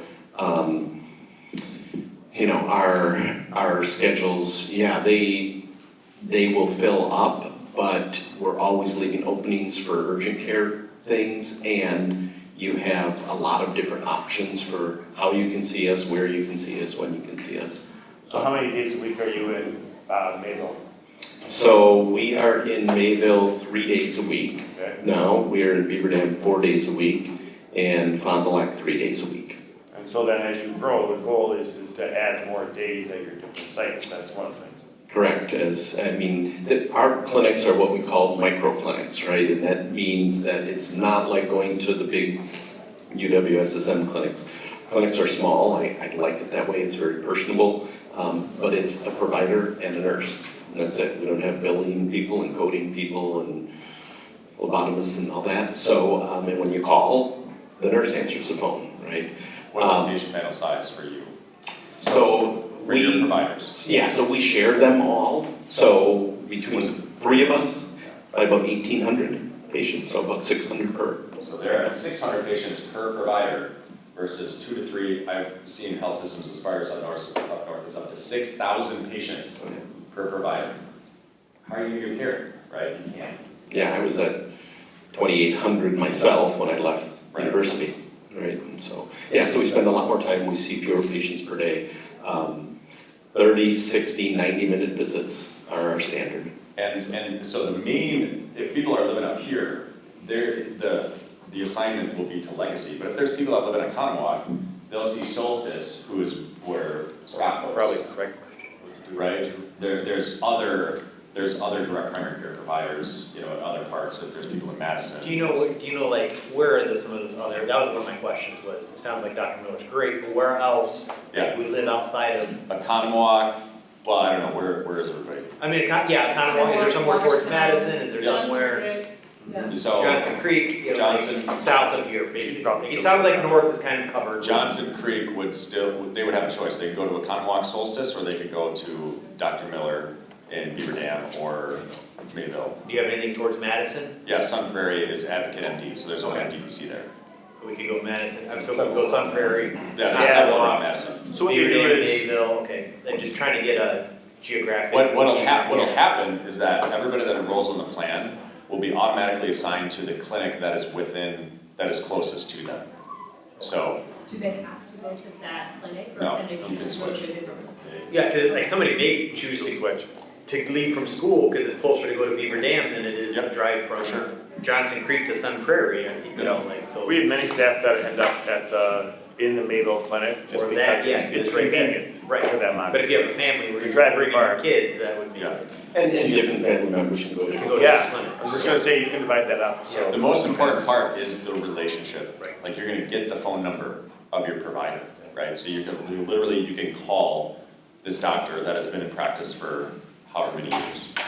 Like, and like our nurses, I'll say this, even though he's not gonna like it, our nurses who are like the health system, they used to be health system nurses and now they're here and whatever, they routinely say that Dr. Miller is their favorite DPC in the state. There are over 100 now in the state, right? So you guys have a gift here. This is very rare that you're able to actually have this relationship with this provider. That would be my other question, so it sounds like the nurse navigators could be fairly busy. How available are they? Like what times of days, what's the call log on getting into? Business hours. So the nurse navigator will be at the open enrollment meetings, talking with the members, so they're all gonna meet them, okay? And then their normal turnaround time for emails is less than 2 hours. For calls is same day. Okay. Yeah. So the nurses, you have 75 employees on the plan, so there's how many members, Molly? Total members, 160 members or something? Yeah. So out of 160 members, so this couple, right, who already brought up a situation, so I'll use them. They're gonna be talking to the nurse navigator because of the child that has the health issues, right? My family, if I were at Dodgeville, probably won't be talking to the nurse too much, right? I'll just have some DPC visits for my kids, stitches that they're going to get again, right? So if there's 160 members, the nurses are going to be. So they're really there like for the finding the specialty care Oh, yeah. type, not Yeah. necessarily your day-to-day routine visit. It's Yeah, if they have questions, they can email Yeah. and say like, hey, where's the cheapest place to get this prescription or whatever. Okay. But the real relationships are established with, it's the high cost claimant, right? That's the word, but the people that have more healthcare needs. Right. Because the nurse is gonna be invaluable to them. Go to our website and watch some of the patient testimonials. Those are people that requested to be interviewed and put on our website because they had cancer, non-Hodgkin's lymphoma, or they had infusion because they had MS or whatever, and they said, we want to be interviewed and on screen because we want to tell everybody how amazing this health plan is with the nurses versus getting kicked around the system and not knowing where the heck to go with all of our complex care, right? And so that's the coolest part, is to see the impact that the nurses have on their lives, because it's getting them better care, and in the meantime, if you get them better care, you can also bend the cost curve at the same time. You just have to be smart about the consuming, right? In those So, real, high level cases, Yeah. somebody ends up needing to go to Johns Hopkins, yeah, Self-Fund Health with the nurse navigators, they would literally help get them their flights, their lodging, you name it, and it's all encompassing with them. It's a crazy concept. And I would also say that, because we work so closely with Self Health, they have great tools, and we've come to understand and learn that. So many times they never have to call the nurse navigator, because we can literally pull up on our computer and say, well, here's your preferred options, right? These are your zero. and they're all online. Right now, they could go to our website and look up who's a preferred provider for a neurologist. And if it shows up on the map, they can go there for no cost once the plan starts. They don't need to talk to the nurse navigator, they don't need to talk to us, they don't even need to talk to Dr. Miller. They can just say, I'm switching my neurologist to Dr. Lara, right, in the Dells. And yeah, is it a little bit further away? Sure, right? But they're gonna get it at no cost, and it's gonna be a fantastic service. I think what we've learned is in that situation, the staff definitely understand how to navigate the website. They still feel like a little bit of insurance by just saying, hey, I'm planning on going here, looks like Yeah. it's preferred, and then getting that confirmation. I think that's also a good thing. They're really responsive. So, I'm just looking, because you're talking about direct primary care. So people text you, you have an app. Do they text you? Which one do they do for you? So I'm with Solstice, we just text. So these are all mine, just back and forth, like, it's within the day. It's just crazy to think the difference. Now, Live Well, like Aurora, has an app, and you can do it too. So it's a more closer partnership, it's faster typically, and it's just good stuff, so. Well, I was gonna say about just the topic of engagement, which is really important for buy-in into the program. But from my perspective, engagement is really important for people's health, right? And I believe, as a primary care doctor, that engaging with your primary care doctor is the most important relationship you can have, because that's where a lot of the prevention happens, right? And so if we can get people to, because we lower as many barriers and hurdles to accessing care financially and time and the experience and all that, people start to engage in their health more, which can lead to better health outcomes. And that's good, you know, not only for the district and the cost down the road, it's good for that person, right? And that's what we want.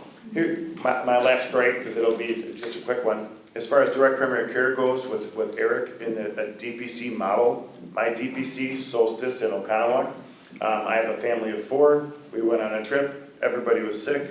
I'm going to the state convention, Todd, last year, and I am sick. And I'm like, oh, I am not well. So I send a text, say, just give me a prescription, would you? No, we need to see you. Okay, 10-minute drive, I'm going in. I go in, they're like, you are sick. Like, yeah, I know. So I ended up with 3 prescriptions I left that appointment with.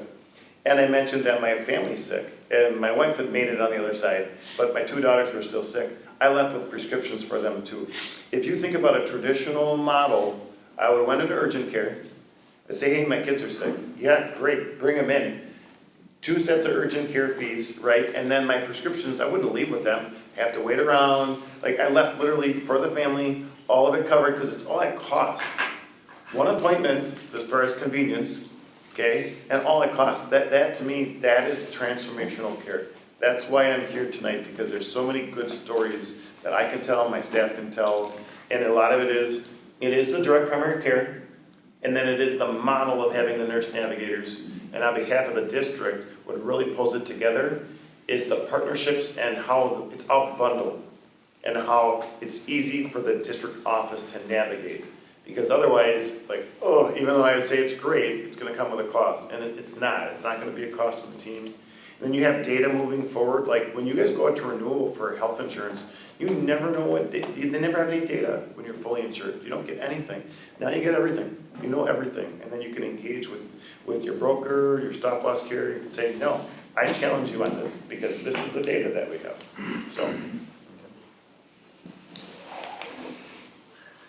Dr. Miller, just quickly, if I come into your office, let's just say, and all of a sudden you want to do a referral to a specialist, and would you go on your computer right then and try to pick out one? Is that what you mean? Yeah, okay. And many times, you know, when we learn their system, we know, I can say, okay, you need you need a colonoscopy. I can tell you the 2 preferred that are closest to us, and I can, where would you rather go, that way or that way? You know, orthopedics, we know exactly where if you need your knee scoped, where to send you, imaging, the sites, but, then others I'll look on their website. The other thing that's important too is in the traditional system, people are used to being sent to the specialist for any and everything, and then they just keep coming back, and how many stories I hear year after year, I'm like, well, I gotta see my cardiologist every year, and I'm like, oh, what are they working with you on? They're like, nothing, they walk in, they say, how you doing? Great, here's your prescriptions, see you next year, $450 for that visit. And I was like, there's no reason for you to see them. We'll send you back if something comes up and you need their expertise, but we can write your prescription every year.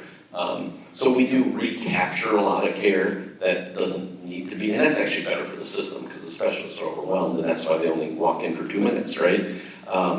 They don't need to be seeing those people. We can recapture that care. So that's why we say direct primary care, when done the way it should be done with competent primary care providers, can be 80-90% of most people's health care.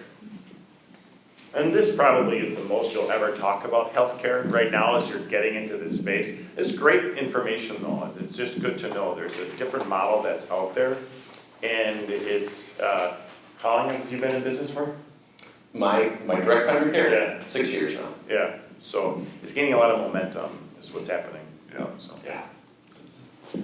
I know we're way over time. Yeah, I want to thank everybody for coming. You know, I'll put my cards here, if anybody, employees, board members, whoever, you wanna call, you want more resources, I love what I'm doing here, and I wouldn't be anywhere else, because I love helping people and educating them on how healthcare actually works. And the more that you learn about this, the more you're gonna turn it to him, because he was not I like gave this. him my was in it to be. He was not like this 2 years ago when I met him, right? I'm not saying I created this, but I love that this is happening because he has just impacted so many people's lives in Mayville, and now we have the opportunity to do that here. And then we have an opportunity to do that at the next district, right? And that's how we're gonna take this back in this country, is by the consumers, you know, shopping the market. So I'll leave this here, happy to give resources and provide that to anybody that needs it, text or call anytime. Any other questions anybody has at the moment? Otherwise, thank you to the three gentlemen. Thank you. Everybody sincerely appreciate it. Thank you. Yeah, if you have any other questions, text, phone, call away. Yeah. All right, you have a great night, and you all. I'm leaving a meeting and it's light outside. It's good.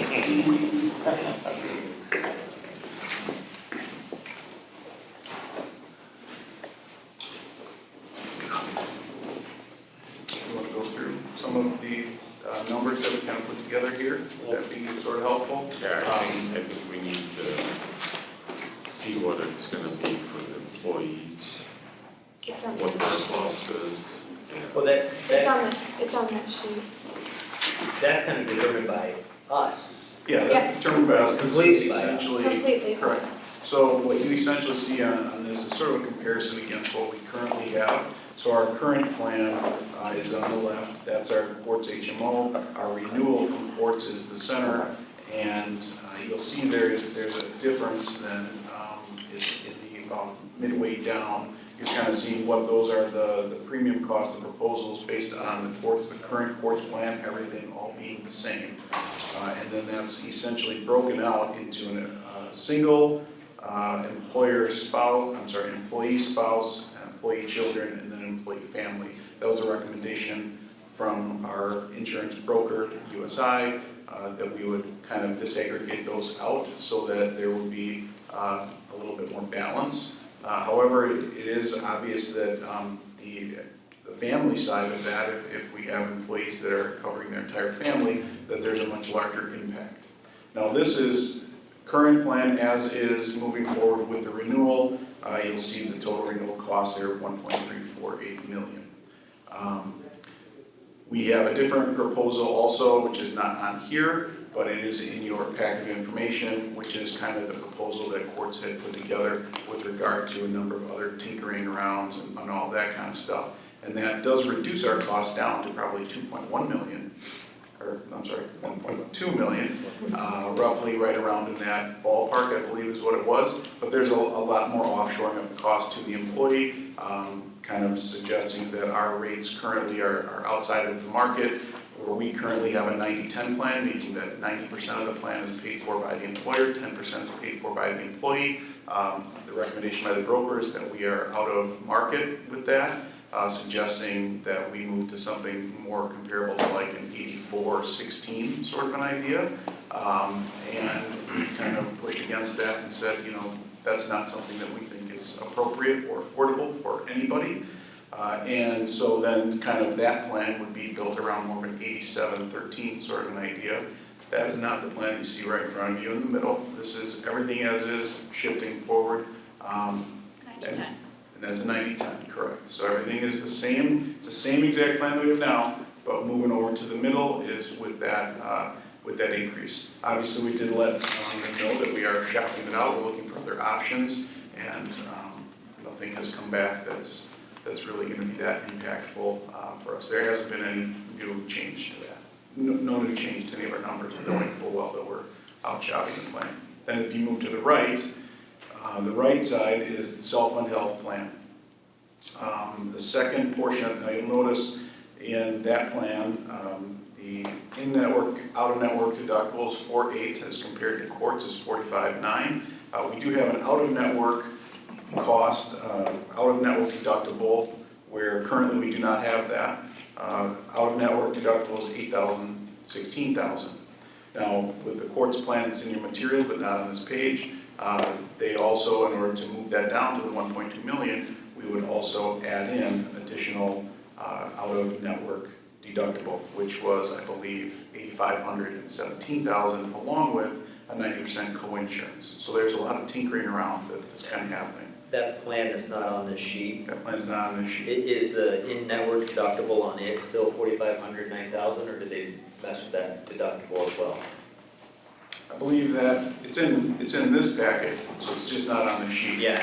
But yeah, it's I believe it's the same as 45.9, and then we moved to 85.17. Okay. About halfway through. Yeah, 45.9 is the same. Okay, okay, thank you. That's actually right here on this page. No, that was one of the things that they came up with, so, okay. And we can talk through all that if that's something that the board would be interested in. Just as sort of a comparison then, going to the self-fund health, we kind of based that off of the current proposal at the 20-something% increase. And so self-fund health then, looking at that as a comparison, we would do the 4.8, slightly less than the court's renewal.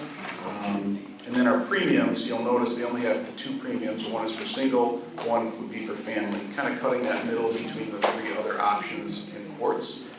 And then we would, then kind of our proposal here, probably the biggest element within the cell phone plan, we didn't talk about it this evening, but we talked about it at the board meeting last week, or a couple weeks ago, whenever that was that this plan does not qualify for an HSA.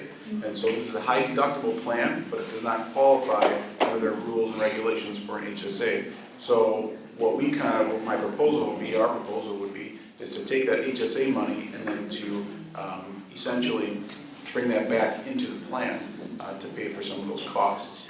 And so with that, like help reduce the employee premium. correct, which is why you see the employee premium, that is the number we set.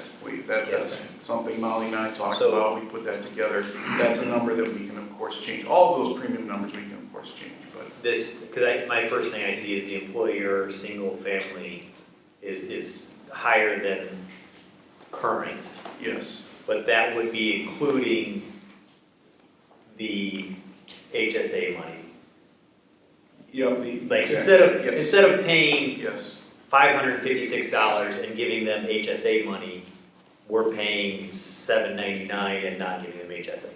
That's basically. right. That's right. That's Right? a good way of Is that a looking good at way it. of putting that? And remember the total right here, the 133,689, all that. That's essentially what Ben was talking about when he was saying that we're looking at the worst case scenario, so to speak, right? And so to your question earlier about the 1.3, is that the max thing that we're all in? That's what we're basing this entire thing on. Okay. And so our thought was we return some of that money through premium to the employee, and there's a little bit of that risk that's there because that still means then that we're taking on some of the premiums that currently exist. Our current plan on the far left is $61.84 for a single and $160.80 for a family. So if by doing this, we would be reducing some of the premium to the employee, right? And then so those premium, that extra is of course being funded by the district.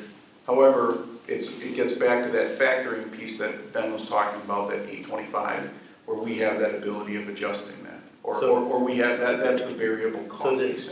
So the employees will for sure pay this monthly cost. Yeah, that's what our proposal is. Yes. Correct. The employer contribution might change depending on how much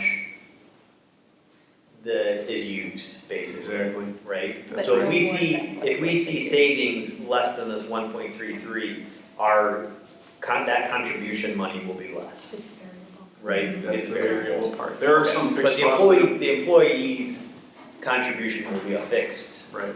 They're paying $32 a month for a single, this is your proposal, $125 a month for You got a family one. it. You got it. But this So- was the way to give it in the most comparable apples to apples Right. Yes. figures, I get it. Right. Okay. right? Right. Correct. So Gotcha. potentially with this plan, the employee, so Because I'm thinking employees, I mean, the cost to us potentially is not that different, right? Right. There's potential for savings. Worst case scenario. Worst case scenario, we don't save really much money. But employees would be paying less in premiums. Mm-hmm. And if they go to the preferred places, less in deductibles. Right, so that's exactly the way that we kind of link it together. Right. You're saying, we're gonna reduce the opportunity cost, or the trade-off rather, is employees, since they don't receive the HSA dollars anymore, Right. 1,000 for a single. Right, they have a lower premium. They have a lower premium, Right. and then the deducible's also lower. Right. So they're out They of could potentially pocket. not have a deductible though, Potentially could not have a deductible at all. but it would be less than But they. essentially, that's kind of the trade-off for that.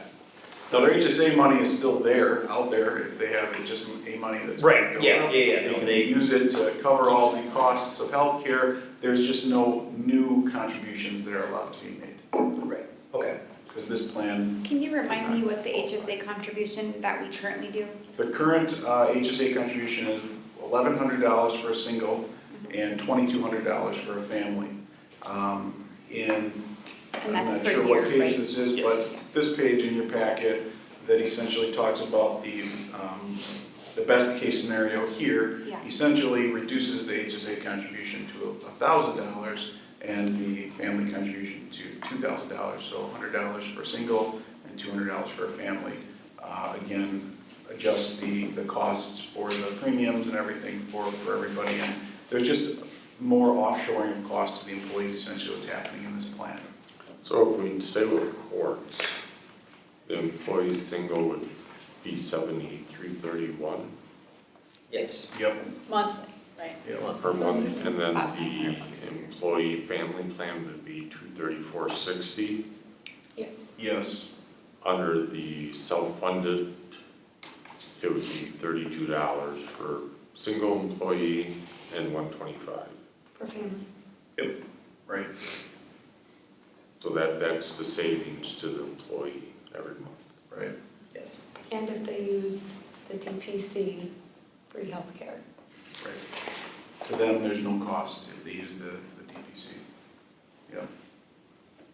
And again, we kicked around, we could keep it the same, there's all kinds of things. Some of that is, up for discussion. Our thought was because there's gonna be a sense of, we're taking something away, we wanna return that back into the plan for the employee, and so a portion of that is to reduce premiums, and a portion of that then, we're looking at reducing the deductible allowance. Kind of our thought. And again, a year from now, you heard Ben say, we're probably looking at a 15% increase on that cost, that fixed cost piece, and then we could deal with it at that time and then see if there's we would increase it or whatever we would need to do. But this is just our thought. Because again, I think there's also the cost savings and the dollars and cents piece is really important, but at the same time, equally as important, I would almost argue even more important, is the fact that, we want to be taking care of our employees, we want to make sure that they're, getting the best care that they can receive, and, and you heard Scott talk about it being a recruitment and a retainment tool, and I think that that's something that's certainly really important.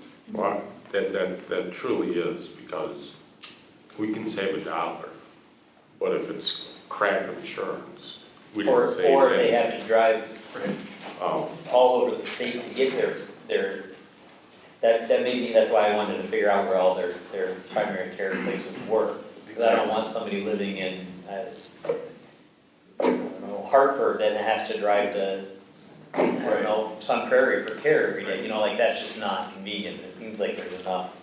I think one of the We big cover things, most of our area where our employees, I don't know. I think one of the big things that was kind of overlooked a little bit, but it was mentioned this evening, was in the original packet of information, I think last Monday, we had a map, and I remember we discussed it at the board, right, the map, and on the map, it had all of the providers. Now, that's not the paved road side of things, but what it's really doing in terms of the traditional healthcare model, where right now our employees are totally directed to courts and UW, that map expanded that out, and so our employees will have an option to go to all kinds of places that they want and stay within the traditional healthcare model with a $4,000, $8,000 deductible. I think that's the decent thing about this too, is if you don't wanna figure this out and you wanna continue that model and pay the $4,000 deductible, that's a possibility. The, Yeah, I mean, and we would, premium. the added value is you're already spending it. You're already doing it, So right. if you do nothing different, You're you're You're in the the same- same place you are now Exactly. versus. So Right. in this, and the district is at the In same fact, I place. would argue in the traditional system, we're worse off, because if we're gonna tinker around with the plan, the employees are gonna suffer at their premium and deductible costs they're one gonna way or pay the more. other.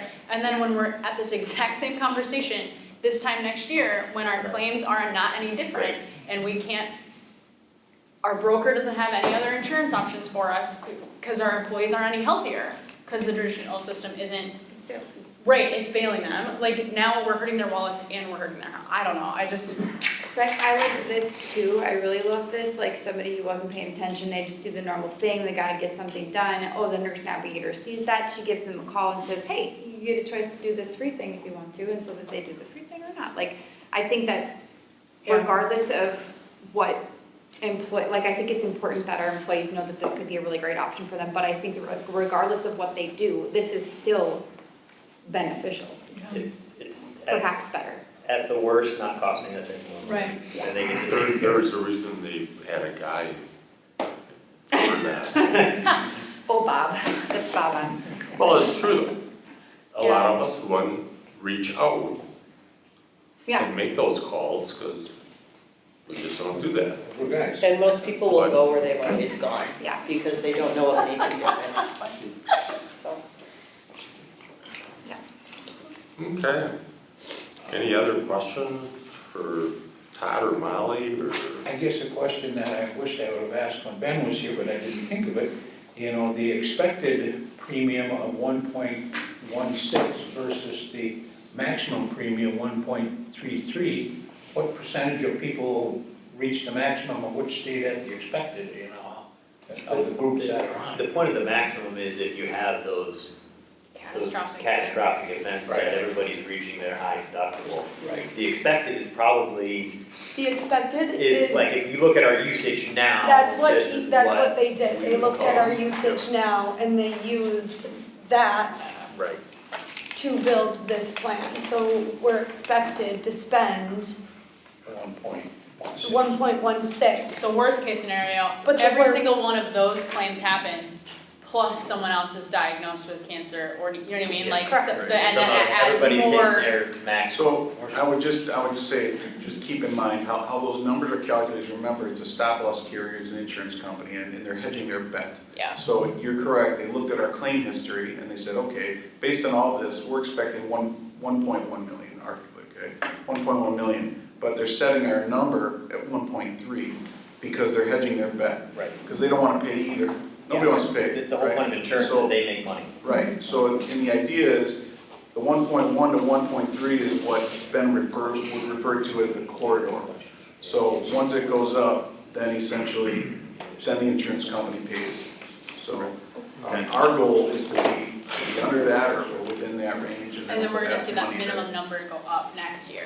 Right, Right, like- exactly. Everything will scale up, Yeah. but like he talked about, trying to Yeah. bend the curve a little bit, and if there's money that's left over, that stays within our account, and that helps us then with future costs as we continue to move forward, so. but yeah, Just good for the question. record too, I really like this idea of the incentive program to get this started. So if that's something that we have to talk about more, or that's something you do, I don't know who would do that, but I Yeah, we really, I can, like that idea. that's a good idea, we can, I wrote that down as well, that would be something maybe we can kick around a little bit and kind of talk about as we roll forward. I think essentially, I don't know if we want to make a decision on this evening, if you feel like you have enough information, or if we want to delay that until the 18th, but I do think that we probably need to make that decision sooner rather than later, but at the same time, I don't want to rush it, and I want people to feel comfortable like you have enough information as well, so. I think being that the presentation is being streamed and people can either watch it within the next couple of days, in case staff members have questions that they want to bring up, I would prefer that we hold off until the 18th to vote on this. That way, we as a board can absorb it more If we come up with questions, get them to Todd, but more importantly, the staff. Well, and thank you all for coming tonight. I appreciate and give your feedback so we know what you guys think. And yeah, exactly. So, because it is Yes, different. Well, I was gonna ask the doctor, but they already taken up time, I was like, forget it. But yes, reach out to Todd and ask so we can get your guys' feedback too, because this impacts you guys. And that's what we want to make sure we make a solid decision for you too. Yeah, I think we'll obviously we'll put this out to the staff. And I think that's a good idea, get some feedback, see what other questions might come up, what people say, what they think, and then we can come back together and I think on, the 18th, we can ultimately make that decision. Because really, to make this plan successful, it's gonna rely on the buy-in Exactly. of our Yep. employees. Right. So, Yep, 100%. So, And I think for the employees who are here tonight and for any employees who watch the replay of the video, I also think it's important to know like what you're comparing it to. Because if you're comparing it to the insurance of the past, it's never gonna measure up.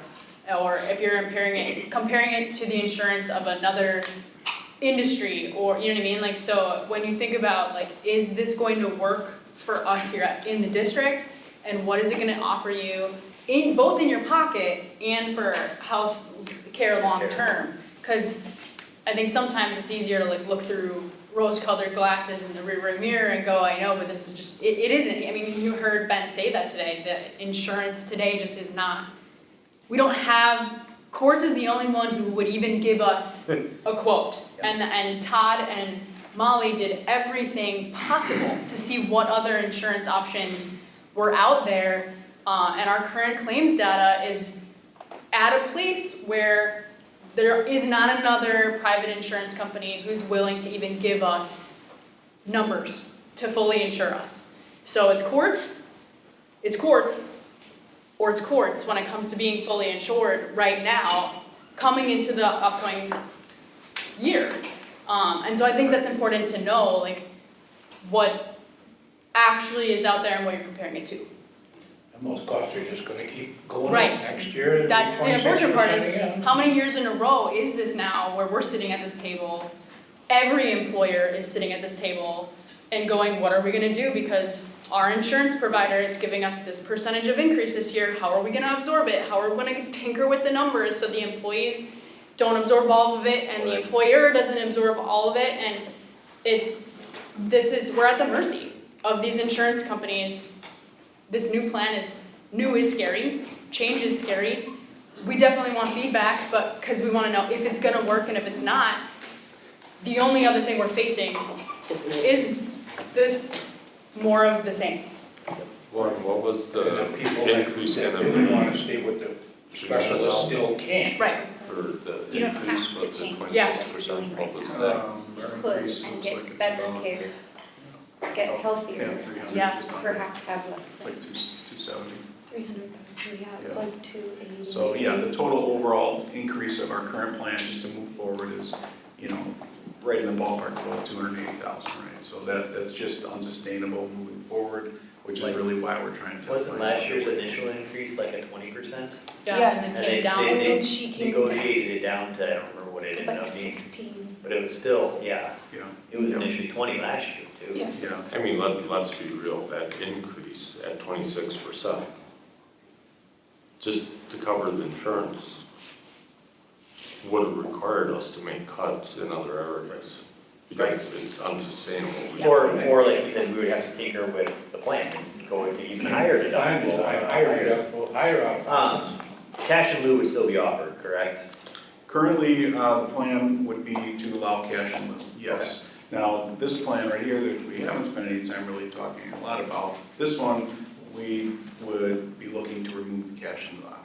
That's if we stayed with courts and we were trying to tinker. Right, Correct. not the center plan that's on here, Yeah. that everything's the same, but if we move to this one that's not on this, we would look at possibly doing that, and then creating a different incentive to essentially, courts' strategy is to incentivize getting, removing folks from our plan. The idea is to remove as many folks from the plan as possible in a different strategy. Family reimbursement. Family reimbursement accounts, which is what it would are be. further down the list here at a rate that we would essentially Would you set. wanna offer cash in lieu then? And just, No. I'm very confused, because cash in lieu is don't go on my insurance, here's money, so you don't. Wouldn't that incentivize people to not be on our insurance? You would think so. But we have a number of people that are probably still on the plan that are costing a great deal. And so the idea is to incentivize it in a different way that would encourage them to not be on the plan. Incentivize them to stay. Right. Instead of incentivizing them to leave, I'm very, you would that raise the doesn't make cost any in sense. a way that would So- decentivize them to stay. Okay, Yeah. I mean, because they're As staying, awful they're, as that sounds. they're on, because they're not taking the cash in lieu, because probably their spouse's insurance is more than that cash in lieu amount, Right. Or, or worse So, insurance. so if the decentive to stay Right. is greater than the So incentive is this to like- leave. We're one of the few ones out there that are offering a cash in lieu. It was a different idea that was offered through courts. They basically are essentially saying that, you know, the way that their underwriters are looking at the plans, that they would prefer that we didn't even have a cash in lieu option at all. So, but if that was something that we really wanted to consider, I view the plan as just not palatable at all, quite frankly. Yeah, no, I'm not saying. So I- But with the, that's why I didn't include it on with here. the current self-funds, we would still be offering a cash in lieu. That's right, that's right, For courses, okay. that's right. Anything else? Otherwise, we'll move on to the 2026, 2027 staff.